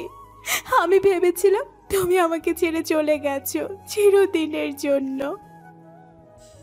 আরহাম মেহেরিনের চুলে হাত বোলাতে বোলাতে বলে, আমি তোমাকে ছেড়ে এক মুহূর্তের জন্য যাইনি মেহেরিন, আমি তো তোমার ছায়া হয়েছিলাম, তোমার পাশে সব সময়। মেহেরিন নিজেকে ছাড়িয়ে নিয়ে আরহামের মুখের দিকে তাকালো, তার নতুন অচেনা চেহারাটার দিকে। সে আলতো করে তার গাল স্পর্শ করলো। কিন্তু কিভাবে? সবাই তো বলেছিল তুমি ওই বিস্ফোরণে। আরহাম একটা দীর্ঘশ্বাস ফেলে বলে, বসো মেহেরিন, তোমাকে আমার অনেক কিছু বলার আছে, সেই কালো রাতের পুরো গল্পটা। তারা সেই বকুল গাছটার নিচে বসলো। আরহাম শুরু করলো তার বেঁচে ফেরার অবিশ্বাস্য গল্প। সে রাতে হাসপাতালে যখন হামলা হয় তখন আমি আয়রার কেবিনের বাইরে ছিলাম। আমি ওদেরকে ঢুকতে দেখছিলাম, আমি লড়াই করার চেষ্টা করেছিলাম, কিন্তু ওরা সংখ্যায় অনেক বেশি ছিল। আমার আর আয়রার কেবিনের মাঝখানে একটা ছোট বিস্ফোরণ ঘটায় ওরা। বিস্ফোরণের ধাক্কায় আমি ছিটকে পড়ি। আমার জ্ঞান হারানোর আগে আমি শেষবারের মতো আয়রাকে দেখছিলাম, ওর নিথুর দেহটা। তার গলাটা ধরে এলো। মেহেরিন তার হাতটা শক্ত করে ধরল। যখন আমার জ্ঞান ফিরে তখন আমি হাসপাতালের মর্গের ভিতরে। আমার সারা শরীর ব্যান্ডেজ মোড়ানো যন্ত্রণা করছিল, কিন্তু তার চেয়েও বেশি যন্ত্রণা হচ্ছিল আমার ভেতরে। আমি জানতে পারি ওরা আমার আর আয়লার লাশ ভাবে দুটো বডি মর্গে রেখে গেছে। বিস্ফোরণে আমার মুখ আর শরীরের একটা বড় অংশ এতটাই পড়ে গিয়েছিল যে কেউ আমাকে চিনতে পারেনি। সবাই ভেবেছিল আরহাম রহমান মারা গেছে, আমার কবর দেওয়া হয়ে গেছে। হে আল্লাহ! তারপর? আমার বেঁচে থাকার কথা কেউ জানতো না, শুধু একজন ছাড়া, জাবের। আমার বিশ্বস্ত সহকারী, তুমি তো চিনি। ওই আমাকে মর্গ থেকে লুকিয়ে বের করে আনে। জাবিরের মাধ্যমে আমি জানতে পারি হামলাটা শুধু সঞ্জীবনীর জন্যই ছিল না, ওরা রহমান পরিবারের শেষ চিহ্নটুকু মুছে ফেলতে চেয়েছিল। আমি বুঝতে পারি আমি যদি আরহাম রহমান হিসেবে ফিরে আসি তাহলে ওরা আমাকে আবার মারার চেষ্টা করবে। সে মেহেরিনের চোখের দিকে তাকালো। কিন্তু তার চেয়েও বড় ভয় ছিল তোমাকে নিয়ে। আমি জানতাম আমি মারা গিয়েছি শোনার পর কোম্পানির সমস্ত দায়িত্ব তোমার উপর এসে পড়বে। আরহামের সব কিছুতে তোমার অংশীদারিত্ব ছিল। ওরা তোমাকে টার্গেট করতো মেহরিন, তোমাকে চাপ দিত, ব্ল্যাকমেল করতো। আমি আমার বোনকে হারিয়েছি, আমি তোমাকে হারাতে পারতাম না। তাই তুমি এই পথটা বেছে নিলে? হ্যাঁ, আমার পুরা মুখটা ঠিক করার জন্য আমাকে এমনিতেও প্লাস্টিক সার্জারি করতে হতো। আমি জাবেরকে বলি আমাকে এমন একটা নতুন চেহারা দিতে যাতে আমাকে কেউ চিনতে না পারে। আর তারপরে জন্ম নিল আয়ান চৌধুরী, একজন সাধারণ ছেলে যার কোনো অতীত নেই। আর তারপর তুমি আমার অফিসে এলে একজন ইন্টার্ন হয়ে। তোমাকে রক্ষা করার এর চেয়ে ভালো উপায় আমার জানা ছিল না। আমি তোমার ছায়া হয়ে থাকতে চেয়েছিলাম, তোমার সবচেয়ে কাছে কিন্তু সবচেয়ে দূরে। আমি দেখতে চেয়েছিলাম তোমাকে কে কষ্ট দেয়, কে তোমাকে ভালোবাসে। আমি প্রত্যেকটা মুহূর্তে তোমার পাশে ছিলাম মেহরিন। যখন তুমি একা একা কফি শপে বসে থাকতে, যখন তুমি ডিজাইনের চাপে ঘুমোতে পারতে না, যখন তুমি আমাদের পুরনো ছবি দেখে কাঁদতে, আমি সব দেখেছি। এই কথা শুনে মেহরিন কান্নায় ভেঙে পড়ল। তুমি এত কষ্ট একা একা সহ্য করেছো, আমাকে একবারও জানানোর কথা মনে হয়নি? কিভাবে জানাতাম? আমি ভয় পেতাম সত্যিটা জানার পর তুমি হয়তো আমাকে মেনে নিতে পারবে না। ভয় পেতাম আমার এই নতুন চেহারাটা দেখে তুমি হয়তো। মেহরিন আরহামের মুখে হাত রেখে বলে, চুপ, একদম চুপ। আমি তোমার চেহারাকে ভালোবাসিনি আরহাম, আমি ভালোবেসেছিলাম তোমার ভেতরটাকে, তোমার মনটাকে, তোমার এই পাগল করা হাসিটাকে। আর সেটা তো একটুও বদলায়নি। এটা বলে সে নিজেই আরহামের ঠোঁটে চুম্বন করল। তাদের এই চুম্বন ছিল দীর্ঘ, প্রতীক্ষিত এবং সমস্ত যন্ত্রণা ধুইয়ে ফেলার মতন পবিত্র। কিছুক্ষণ পর যখন তাদের আবেগ কিছুটা শান্ত হলো, তখন মেহরিনের মনে নতুন প্রশ্ন জাগলো। কিন্তু ওরা তোমাকে আমাকে টার্গেট করবে কেন? শুধু কোম্পানির জন্য? না, আসল কারণটা কোম্পানির চেয়ে অনেক বড় এবং ভয়ঙ্কর। সে তার পকেট থেকে একটা ছোট সুরক্ষিত ডিভাইস বের করলো। তুমি প্রজেক্ট সঞ্জীবনীর কথা জানো? আমি ওটা বানিয়েছিলাম আরেকে বাঁচানোর জন্য। ওটা মানুষের আয়ু বাড়িয়ে দিতে পারে, যে কোনো রোগ সারিয়ে তুলতে পারে। হ্যাঁ, আমি জানি। কিন্তু ওই একই প্রযুক্তিকে যদি উল্টাভাবে ব্যবহার করা হয় তাহলে ওটা একটা ভয়ঙ্কর বায়ো ওপেন বা জৈব অস্ত্রে পরিণত হতে পারে। ওটা দিয়ে এমন ভাইরাস তৈরি করা সম্ভব যা কয়েক ঘন্টার মধ্যে একটা পুরো শহরকে শেষ করে দিতে পারে। মেহরিন আতঙ্কে স্তব্ধ হয়ে গেল। আন্তর্জাতিক সিন্ডিকেটটা সঞ্জীবনীর ওই ভয়ঙ্কর দিকটা সম্পর্কে জানতে পেরেছিল। তারা ওটাকে একটা অস্ত্র হিসেবে ব্যবহার করতে চেয়েছিল। আমি রাজি না হওয়ায় তারা হামলা চালায়। কিন্তু ওরা তো ফর্মুলাটা পায়নি, তাই না? না, কারণ ফর্মুলাটা অসম্পূর্ণ। ওটাকে সক্রিয় করার জন্য একটা চাবিকাঠি বা সেফটি কি দরকার, আর সেই চাবিটা। সে মেহরিনের গলার দিকে ইশারা করল। সেই চাবিকাঠিটা হলো তোমার গলায় থাকা এই লকেটটা। মেহরিন অবিশ্বাস্য চোখে তার লকেটটার দিকে তাকালো। হামলার রাতে আয়রা মারা যাওয়ার আগে তোমাকে ফোন করেছিল। ও তখন বুঝতে পেরেছিল ওরা ফর্মুলাটা পেয়ে গেলে কি হতে পারে। তাই সঞ্জীবনীর চূড়ান্ত অ্যাক্টিভেশন কোডটাকে একটা বায়ো কোডে রূপান্তরিত করে এবং সেটাকে তোমার ডিএনএর সাথে সংযুক্ত করে ওই লকেটে বায়ো মেমোরি চিপে ট্রান্সফার করে দেয়। এখন এই লকেটটা শুধু তোমার ডিএনএ দিয়ে খোলা সম্ভব। তুমি ছাড়া এই পৃথিবীতে আর কেউ সঞ্জীবনীকে সক্রিয় করতে পারবে না। মেহরিন স্তব্ধ হয়ে গেল, এটা জেনে যে সে নিজে এতদিন ধরে মানবজাতির ভবিষ্যৎকে এক ভয়ঙ্কর বিপদের হাত থেকে রক্ষা করছিল, অথচ সে কিছুই জানত না। তার মানে আয়ান হিসেবে তোমার আমার জীবনে আসার আসল কারণ ছিল ওই লকেটটাকে রক্ষা করা? আরহা মেহরিনের হাতটা ধরে। না মেহরিন, আমার জীবনে আসার একটি কারণ ছিল তোমাকে রক্ষা করা। লকেটটা শুধু একটা বস্তু। আমার কাছে আসল সম্মত হলো তুমি। আর এই লকেটটাও, কারণ ওটাতে কোটি কোটি মানুষের জীবন বাঁচানোর চাবিকাঠি আছে। সেই রাতেই আরহা মেহরিনকে নিয়ে তার গোপন পেন্ট হাউসে প্রবেশ করল। মেহরিন জায়গাটার আধুনিক প্রযুক্তি আর বিলাসিতা দেখে অবাক। ওয়াও! আর আমি ভাবতাম তুমি ওই ছোট ভাঙাচোরা অ্যাপার্টমেন্টে থাকো। ছদ্মবেশটা তো নিখুঁত হতে হবে, তাই না? সে তার বিশ্বস্ত সহকারী জাবিরকে ডাকলো। জাবির, মিট মিরেন চৌধুরী, আমাদের টিমের নতুন এবং সবচেয়ে গুরুত্বপূর্ণ সদস্য। ম্যাডামকে তো আমি চিনি স্যার, গত 1 বছর ধরে তো ওনার জীবনের প্রতিটি মুহূর্তই আমি মনিটরে দেখেছি। এই কথায় মেহেরিন লজ্জায় লাল হয়ে গেল। মেহেরিন জাবিরের দিকে তাকিয়ে বলে, তার মানে তুমি? Safety first madam. তারা তিনজন মিলে শত্রুদের বিরুদ্ধে চূড়ান্ত লড়াইয়ের পরিকল্পনা করতে শুরু করলো। তাদের রসায়ন এখন আরও শক্তিশালী এবং পরিণত। মেহেরিন তার আর্কিটেকচারের জ্ঞান ব্যবহার করে শত্রুদের সম্ভাব্য গোপন আস্তানার ব্লু প্রিন্ট তৈরি করতে লাগলো, আর আরহাম তার প্রযুক্তি দিয়ে তাদের ডিজিটাল জগৎকে ধ্বংস করার পরিকল্পনা করল। তারা তাদের কন্ট্রোল রুমে বসে শত্রুদের উপর নজর রাখছে।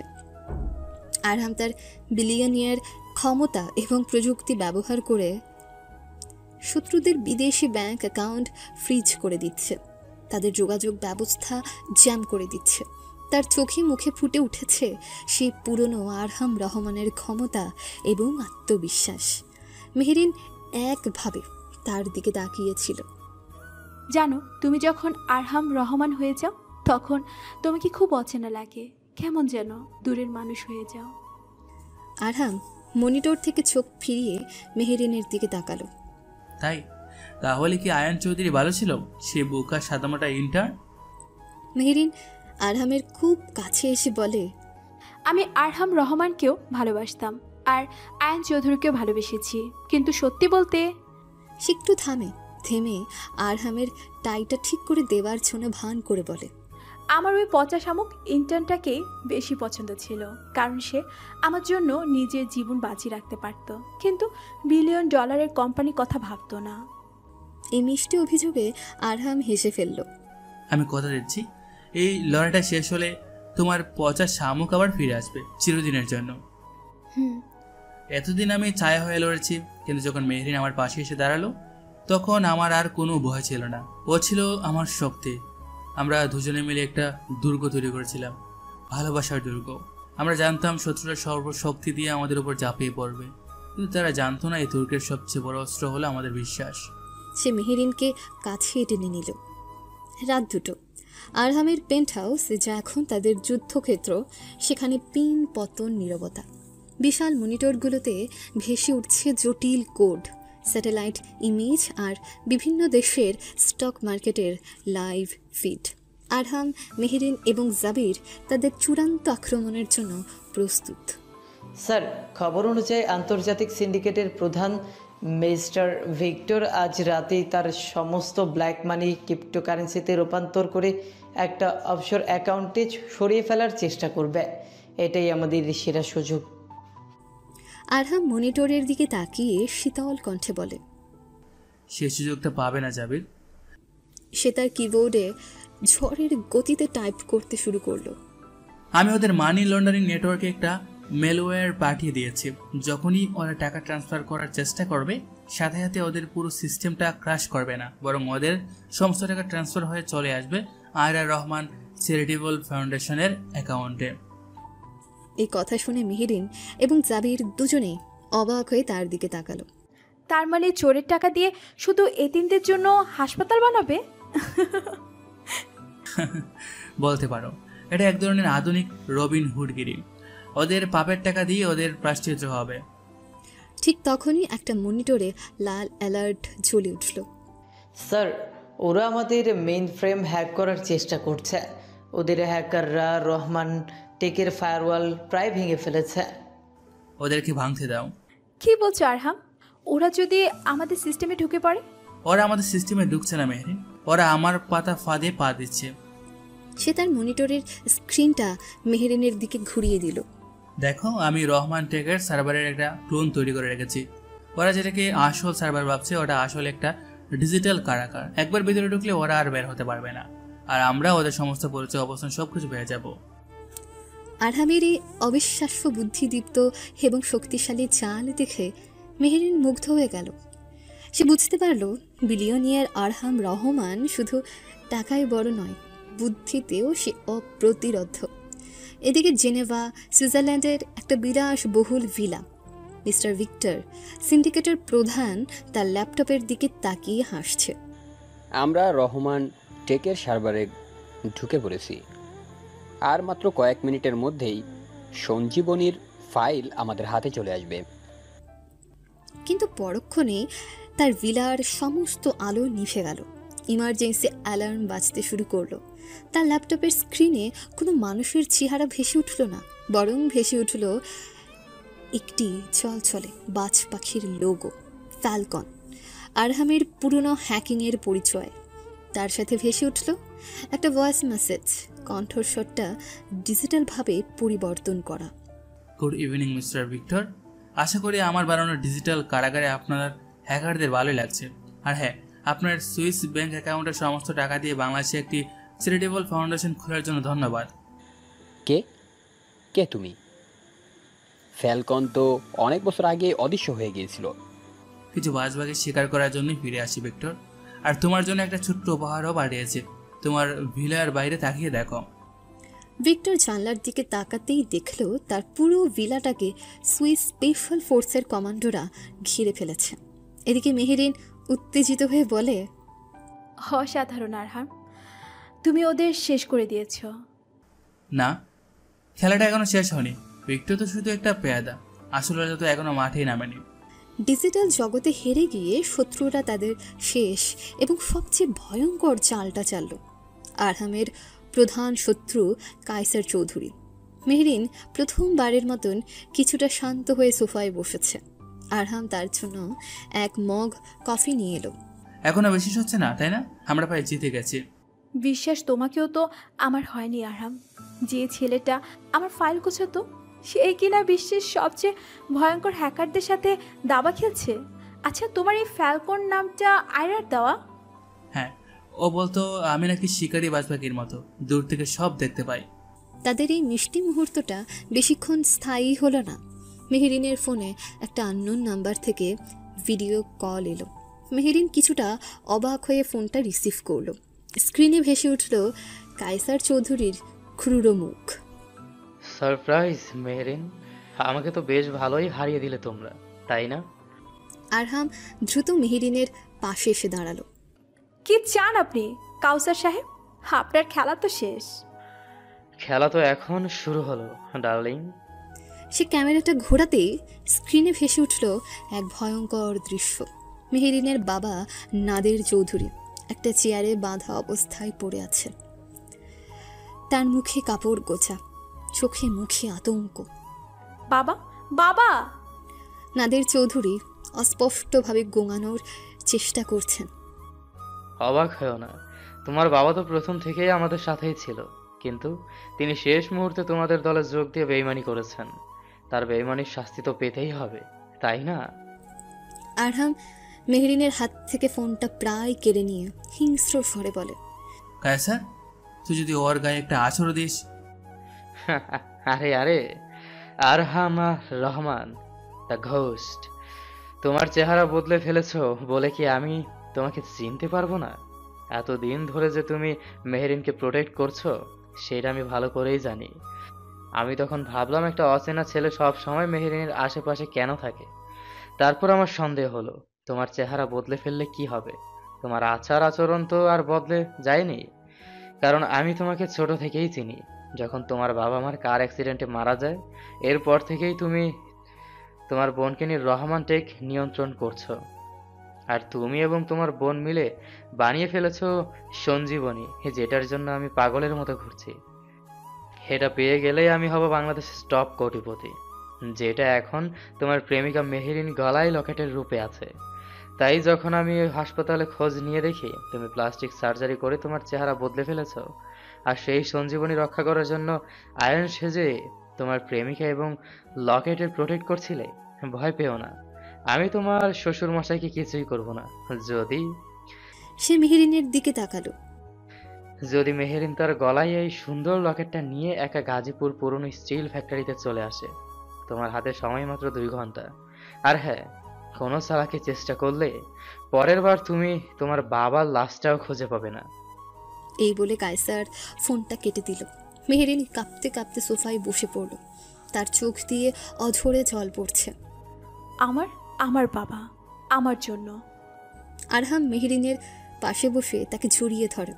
শান্ত হও মেহরিন, কিচ্ছু হবে না তোমার বাবার। আমি কথা দিচ্ছি। মেহেরিন আরহামের কলার ধরে বলে, ওরা বাবাকে মেরে ফেলবে আরহাম, আমাকে যেতে হবে। তুমি একা কোথাও যাবে না মেহরিন, এটা একটা ফাঁদ। ওরা তোমাকে আর লগেরটা দুটোই চায়। আমি জানি, কিন্তু আমি আমার বাবাকে হারাতে পারবো না আরহাম। আমি আর কাউকে হারাতে চাই না। আরহাম মেহেরিনের মুখটা তার দুই হাতে ধরে, তার চোখের দিকে তাকিয়ে বলে, তাহলে আমরা একসাথে যাব। এটা শুধু তোমার লড়াই নয় মেহরিন, এটা আমাদের লড়াই। কাউসার চৌধুরী জানে না সে কাকে চ্যালেঞ্জ করেছে। আরহামের চোখে তখন শুধু ভালোবাসা নয়, ছিল এক ভয়ঙ্কর প্রতিজ্ঞা আর শীতল পরিকল্পনা। সে জানে এই খেলাটা তাকেই শেষ করতে হবে। সে পরিত্যক্ত ফ্যাক্টরিতে কায়সার চৌধুরী এবং তার সশস্ত্র গুন্ডারা নাদের চৌধুরীকে চেয়ারে বেঁধে রেখেছে, কিন্তু এবার তার সাথে আছে আরও একজন, সেই মুখোশধারী ঘাতক যে 6 মাস বছর আগে হাসপাতালে আয়রাকে গুলি করেছিল। আমি জানতাম তুই আসবি মেহেরিন। লকেটটা কোথায়? আমার বাবাকে ছেড়ে দিন, আমি লকেটটা আপনাকে দিব। তোকে আর তোর বাবাকে শেষ করার পর লকেটটা আমি নিজেই নিয়ে নিব। সে তার লোকদের ইশারা করতে ফ্যাক্টরির ছাদের কাঁচ ভেঙে ভেতরে প্রবেশ করলো আরহাম। পরনে তার কালো কৌশলগত পোশাক, মুখে মাস্ক। শুরু হলো এক ভয়ঙ্কর লড়াই, কিন্তু এবার আরহামের লড়াইয়ের ধরন ছিল অন্যরকম। সে স্বীকার করছিল সে কায়সারের গুন্ডাদের এক এক করে ব্রুটালভাবে পরাস্ত করতে লাগলো। তার প্রতিটি আঘাতে ছিল 1.5 বছরের জমানো যন্ত্রণা আর প্রতিশোধের আগুন। সে আয়রার হত্যাকারী সে মুখোশধারী ঘাতকের মুখোমুখি হলো। 1.5 বছর আগে তুই আমার বোনের নিঃশ্বাস কেড়ে নিয়েছিলি, আজ আমি তোর নিঃশ্বাস কেড়ে নেব। তাদের মধ্যে এক নৃশংস মানু লড়াই শুরু হলো। আরহাম তার সমস্ত ট্রেনিং এবং ঘৃণা উজাড় করে দিল। শেষ পর্যন্ত সে ঘাতকটিকে পরাজিত করল। ঘাতক কাতরাতে কাতরাতে বলল, ছেড়ে দে আমায় আরহাম। আরহাম তার কলার ধরে বলল, তোকে মারাটা হবে দয়া। আমি তোকে এমন কষ্ট দিব যা তুই প্রত্যেক মুহূর্তে অনুভব করবি। ঠিক সেই মুহূর্তে কায়সার মেহেরিনের দিকে পিস্তল তাক করল। খেলা শেষ আরহাম। কিন্তু সে গুলি করার আগেই পেছন থেকে একটা গুলি এসে তার হাতের পিস্তলটা উড়িয়ে দিল। সবাই চমকে দেখল ফ্যাক্টরির দরজায় দাঁড়িয়ে আছে নাদের চৌধুরী, তার হাতে একটা পিস্তল। আরহাম আগেই তার লোকদের পাঠিয়ে তাকে উদ্ধার করে নিয়েছিল। আরহাম আয়রার হত্যাকারীর মুখোশটা খুলে ফেলল। মুখোশের আড়ালে পরিচিত মুখটা দেখে আরহাম এবং মেহেরিন দুজনেই মুহূর্তের জন্য জমে গেল। আরহাম ও মেহেরিন একসাথে অবিশ্বাসে ফিসফিস করে বলে উঠল, জাবির। জাবির? হ্যাঁ, এই সেই জাবির, আরহামের সবচেয়ে বিশ্বস্ত সহকারী, তার ছায়া সঙ্গী। সেই ছিল আসল বিশ্বাসঘাতক। জাবির রক্তাক্ত মুখে ক্রূর হাসি হেসে বলে, অবাক হলি তাই না আরহাম? তুই ভাবতি তুই খুব চালাক, তুই ছায়া হয়ে থাকতি, কিন্তু তুই জানতি না তোর ছায়ারও একটা ছায়া ছিল। কিন্তু কেন জাবির? আমি তোকে নিজের ভাইয়ের চেয়েও বেশি বিশ্বাস করতাম। তোকে আমি আমার সব সিক্রেট বলেছিলাম। বিশ্বাস? তুই আমাকে তোর চাকর বানিয়ে রেখেছিলি আরহাম। রহমান গ্রুপের আসল শক্তি ছিলাম আমি। আমি তোর বাবার আমল থেকে এই কোম্পানির জন্য খেটেছি, আর তুই এসে সব কিছুর মালিক হয়ে গেলি। আর তোর সমস্ত ভালোবাসা, সমস্ত সম্পদ, সব কিছু তুই দিয়ে দিয়েছিস ওই মেয়েটাকে। আমি রহমান গ্রুপের সব কিছু চেয়েছিলাম, তোর ক্ষমতা, তোর সম্মান, সব কিছু। কায়সার এক কোণায় দাঁড়িয়ে বলে, আর আমি ওকে সেই সুযোগটাই দিয়েছি। তোমার বিশ্বস্ত জাবির ওই আমাকে জানিয়েছিল যে তুমি বেঁচে আছো আরহাম। তোমার নতুন চেহারা, তোমার নতুন পরিচয়, সবকিছু। আরহাম জাবিরের দিকে তাকিয়ে তার চোখ দিয়ে যেন আগুন ঝরছে। তুই শুধু আমার সাথে বেইমানি করিসনি, তুই আয়রাকে। হ্যাঁ, আমি করেছি। সে পকেট থেকে একটা ছোট অডিও রেকর্ডার বের করলো। তোর আদরের বোনটা আয়রা, ও খুব চালাক ছিল।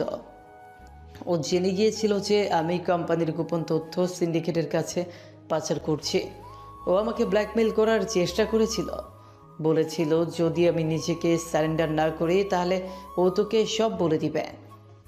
রেকর্ডারটা চালু করতে আয়রার শেষ মুহূর্তের মরিয়া কণ্ঠস্বর ভেসে এলো, প্লিজ জাবির ভাই, এমন করো না। ভাইয়া তোমাকে নিজের ভাইয়ের মতোই ভালোবাসে। ভালোবাসা দিয়ে পেট ভরে না আয়রা। আর আজ তোর ভাইও বাঁচবে না, তুইও না। রেকর্ডিংয়ে একটা গুলির শব্দ হয়। এই রেকর্ডিংটা শুনে আরহামের পৃথিবীটা যেন ভেঙে চুর মার হয়ে গেল। তার বোনের শেষ আর্তনাদ। সে পশুর মতো গর্জন করে জাবিরের উপর ঝাঁপিয়ে পড়ল। কিছুক্ষণ মারার পর আরহাম বলে, কিন্তু কেন জাবির? তুই তো আমাকে বাঁচাতে পারতি, তুই আয়রাকে না মেরেও পারতি। জাবির রক্তাক্ত মুখে উন্মাদের মতন হেসে বলে, বাঁচাতাম? আমি তো তোকে বাঁচিয়েই রেখেছিলাম আরহাম, কারণ তোকে আমার দরকার ছিল। তুই ছিলি আমার সোনার ডিম পাড়া হাঁস। সে যন্ত্রণায় কাতরাতে কাতরাতে তার পুরো পরিকল্পনাটা বলতে শুরু করলো। তুই কি ভেবেছিলি আমি তোর বিশ্বস্ত চাকর ছিলাম? আরে প্রজেক্ট সঞ্জীবনীর আইডিয়াটা যখন তোর মাথায় প্রথম আসে তখন থেকেই আমি এর উপর নজর রাখছিলাম। আমি জানতাম এটা শুধু একটা ওষুধ নয়, এটা ক্ষমতা, পৃথিবীর ভাগ্য নির্ধারণ করার ক্ষমতা, আবার খারাপ করারও ক্ষমতা। আমি কায়সার আর সিন্ডিকেটের সাথে যোগাযোগ করি। প্ল্যানটা খুব সহজ ছিল, তোদের পুরো পরিবারকে শেষ করে দেওয়া আর ফর্মুলাটা চুরি করা। সেই রাতে হাসপাতালে সব কিছু আমাদের পরিকল্পনা মতোই চলছিল। আমি আয়রাকে গুলি করেছিলাম কারণ ও এটাও জেনে গিয়েছিল, কিন্তু মরার আগেও তোর এই চালাক বোনটা একটা শেষ চাল চেলে দিয়েছিল। ও সঞ্জীবনীর মূল ফর্মুলাটাকে একটা কোড দিয়ে লক করে দেয়, আর সেই কোডের চাবিকাঠি সেই সেফটি কি প্যাড ট্রান্সফার করে দেয় মেহেরিনের ডিএনএর সাথে ওই রকেটটার মাধ্যমে। আমি কিছুই বুঝতে পারিনি। তারপর শুরু হলো বিস্ফোরণ। আমাদের প্ল্যান ছিল তোকেও সেই আগুনে শেষ করে দেওয়া, কিন্তু তুই তোর বোনের লাশটা বাঁচানোর জন্য আগুনের ভেতরে ঝাঁপ দিলি। আমি দেখেছিলাম আগুনের শিখাগুলো কিভাবে তোর মুখটা পুড়িয়ে দিচ্ছিল, তোর শরীরটা ঝলসে দিচ্ছিল। তুই প্রায় মরেই গিয়েছিলে। আমার লোকেরা তোকে সেখানেই ফেলে আসতে চেয়েছিল, কিন্তু আমি তোকে বাঁচালাম। জানিস কেন? সে আরহামের চোখের দিকে তাকিয়ে ক্রূর হাসি হাসল। কারণ আমি বুঝতে পেরেছিলাম আয়রা মরার আগে কিছু একটা করেছে। ফর্মুলাটা আমাদের হাতে থাকা সত্ত্বেও ওটা অসম্পূর্ণ ছিল, ওটা কাজ করছিল না। আমি জানতাম ওই ফর্মুলার কোনো একটা গোপন চাবি আছে, কোনো একটা পাসওয়ার্ড যা শুধু তুই জানিস। আরহাম, তুই ছিলি সঞ্জীবনীর স্রষ্টা। তোকে ছাড়া ওই প্রযুক্তিটা ছিল একটা মূল্যহীন আবর্জনা। তাই আমি তোকে বাঁচিয়েছিলাম। আমি তোকে মর্গ থেকে বের করে এনেছিলাম, তোর চিকিৎসার ব্যবস্থা করেছিলাম। আর তোর ওই পোড়া মুখ, ওটা তো আমার জন্য আশীর্বাদ হয়ে এসেছিল। আমি তোকে একটা নতুন চেহারা, একটা নতুন পরিচয় দিলাম, আয়ান চৌধুরী। আমি তোকে পাঠিয়েছিলাম মেহরিনের কাছে, কারণ আমি জানতাম তুই ওকে ভালোবাসিস, তুই ওকে রক্ষা করার জন্য সব কিছু করবি। আমি তোকে ব্যবহার করছিলাম একটা টোপ হিসেবে। আমি দেখতে চেয়েছিলাম এরা সেই গোপন চাবিটা কোথায় লুকিয়ে রেখে গেছে। আমি ভেবেছিলাম তুই হয়তো মেহরিনের কাছাকাছি থেকে সেই রহস্যটা ভেদ করতে পারবি, আর তুই ঠিক সেটাই করলি। তুই যখন জানতে পারলি মেহরিনের লকেটটাই সেই সেফটি কি, তখন আমার কাজটা আরও সহজ হয়ে গেল। আমার শুধু মেহরিনকে দরকার ছিল, আর তোকে, কারণ মেহরিন হলো চাবি আর তুই হলি সেই চাবি ব্যবহার করার পাসওয়ার্ড। তোদের দুজনকে একসাথে পেলেই আমি সঞ্জীবনীর ঈশ্বর হয়ে যেতাম। কিন্তু তুই আমার সব পরিকল্পনা নষ্ট করে দিলি। তুই ভালোবাসার জন্য আমার ক্ষমতার খেলাটাকে শেষ করে দিলি। জাবিরের এই ভয়ঙ্কর স্বীকারোক্তি শুনে আরহাম এবং মেহেরিন দুজনে স্তব্ধ হয়ে গেল। তারা বুঝতে পারল তারা দুজনে গত 1 বছর ধরে জাবিরের পাতা এক বিশাল জটিল দাবার বোর্ডের গুটি ছিল। তুই আমার বোনকে মেরেছিস? তাদের লড়াই এবার আরও বেশি হিংস্র, আরও বেশি ব্যক্তিগত হয়ে উঠল। ঠিক সেই মুহূর্তে কায়সার কোনায় রাখা একটা কন্ট্রোল প্যানেলের দিকে দৌড়ে গেল। তোরা সবাই মরবি। সে একটা লাল বোতাম টিপে দিল, সাথে সাথে ফ্যাক্টরির বিভিন্ন জায়গায় লাগানো বোমাগুলোর টাইমার চালু হয়ে গেল। এই ফ্যাক্টরিটা তোদের ভালোবাসার কবর হবে। কিন্তু সে কিছু বুঝে ওঠার আগেই পেছন থেকে একটা গুলি এসে তার হাতের কন্ট্রোল প্যানেলটা উড়িয়ে দিল। ফ্যাক্টরির দরজায় দাঁড়িয়ে থাকা নাদের চৌধুরী আবার গুলি করলেন।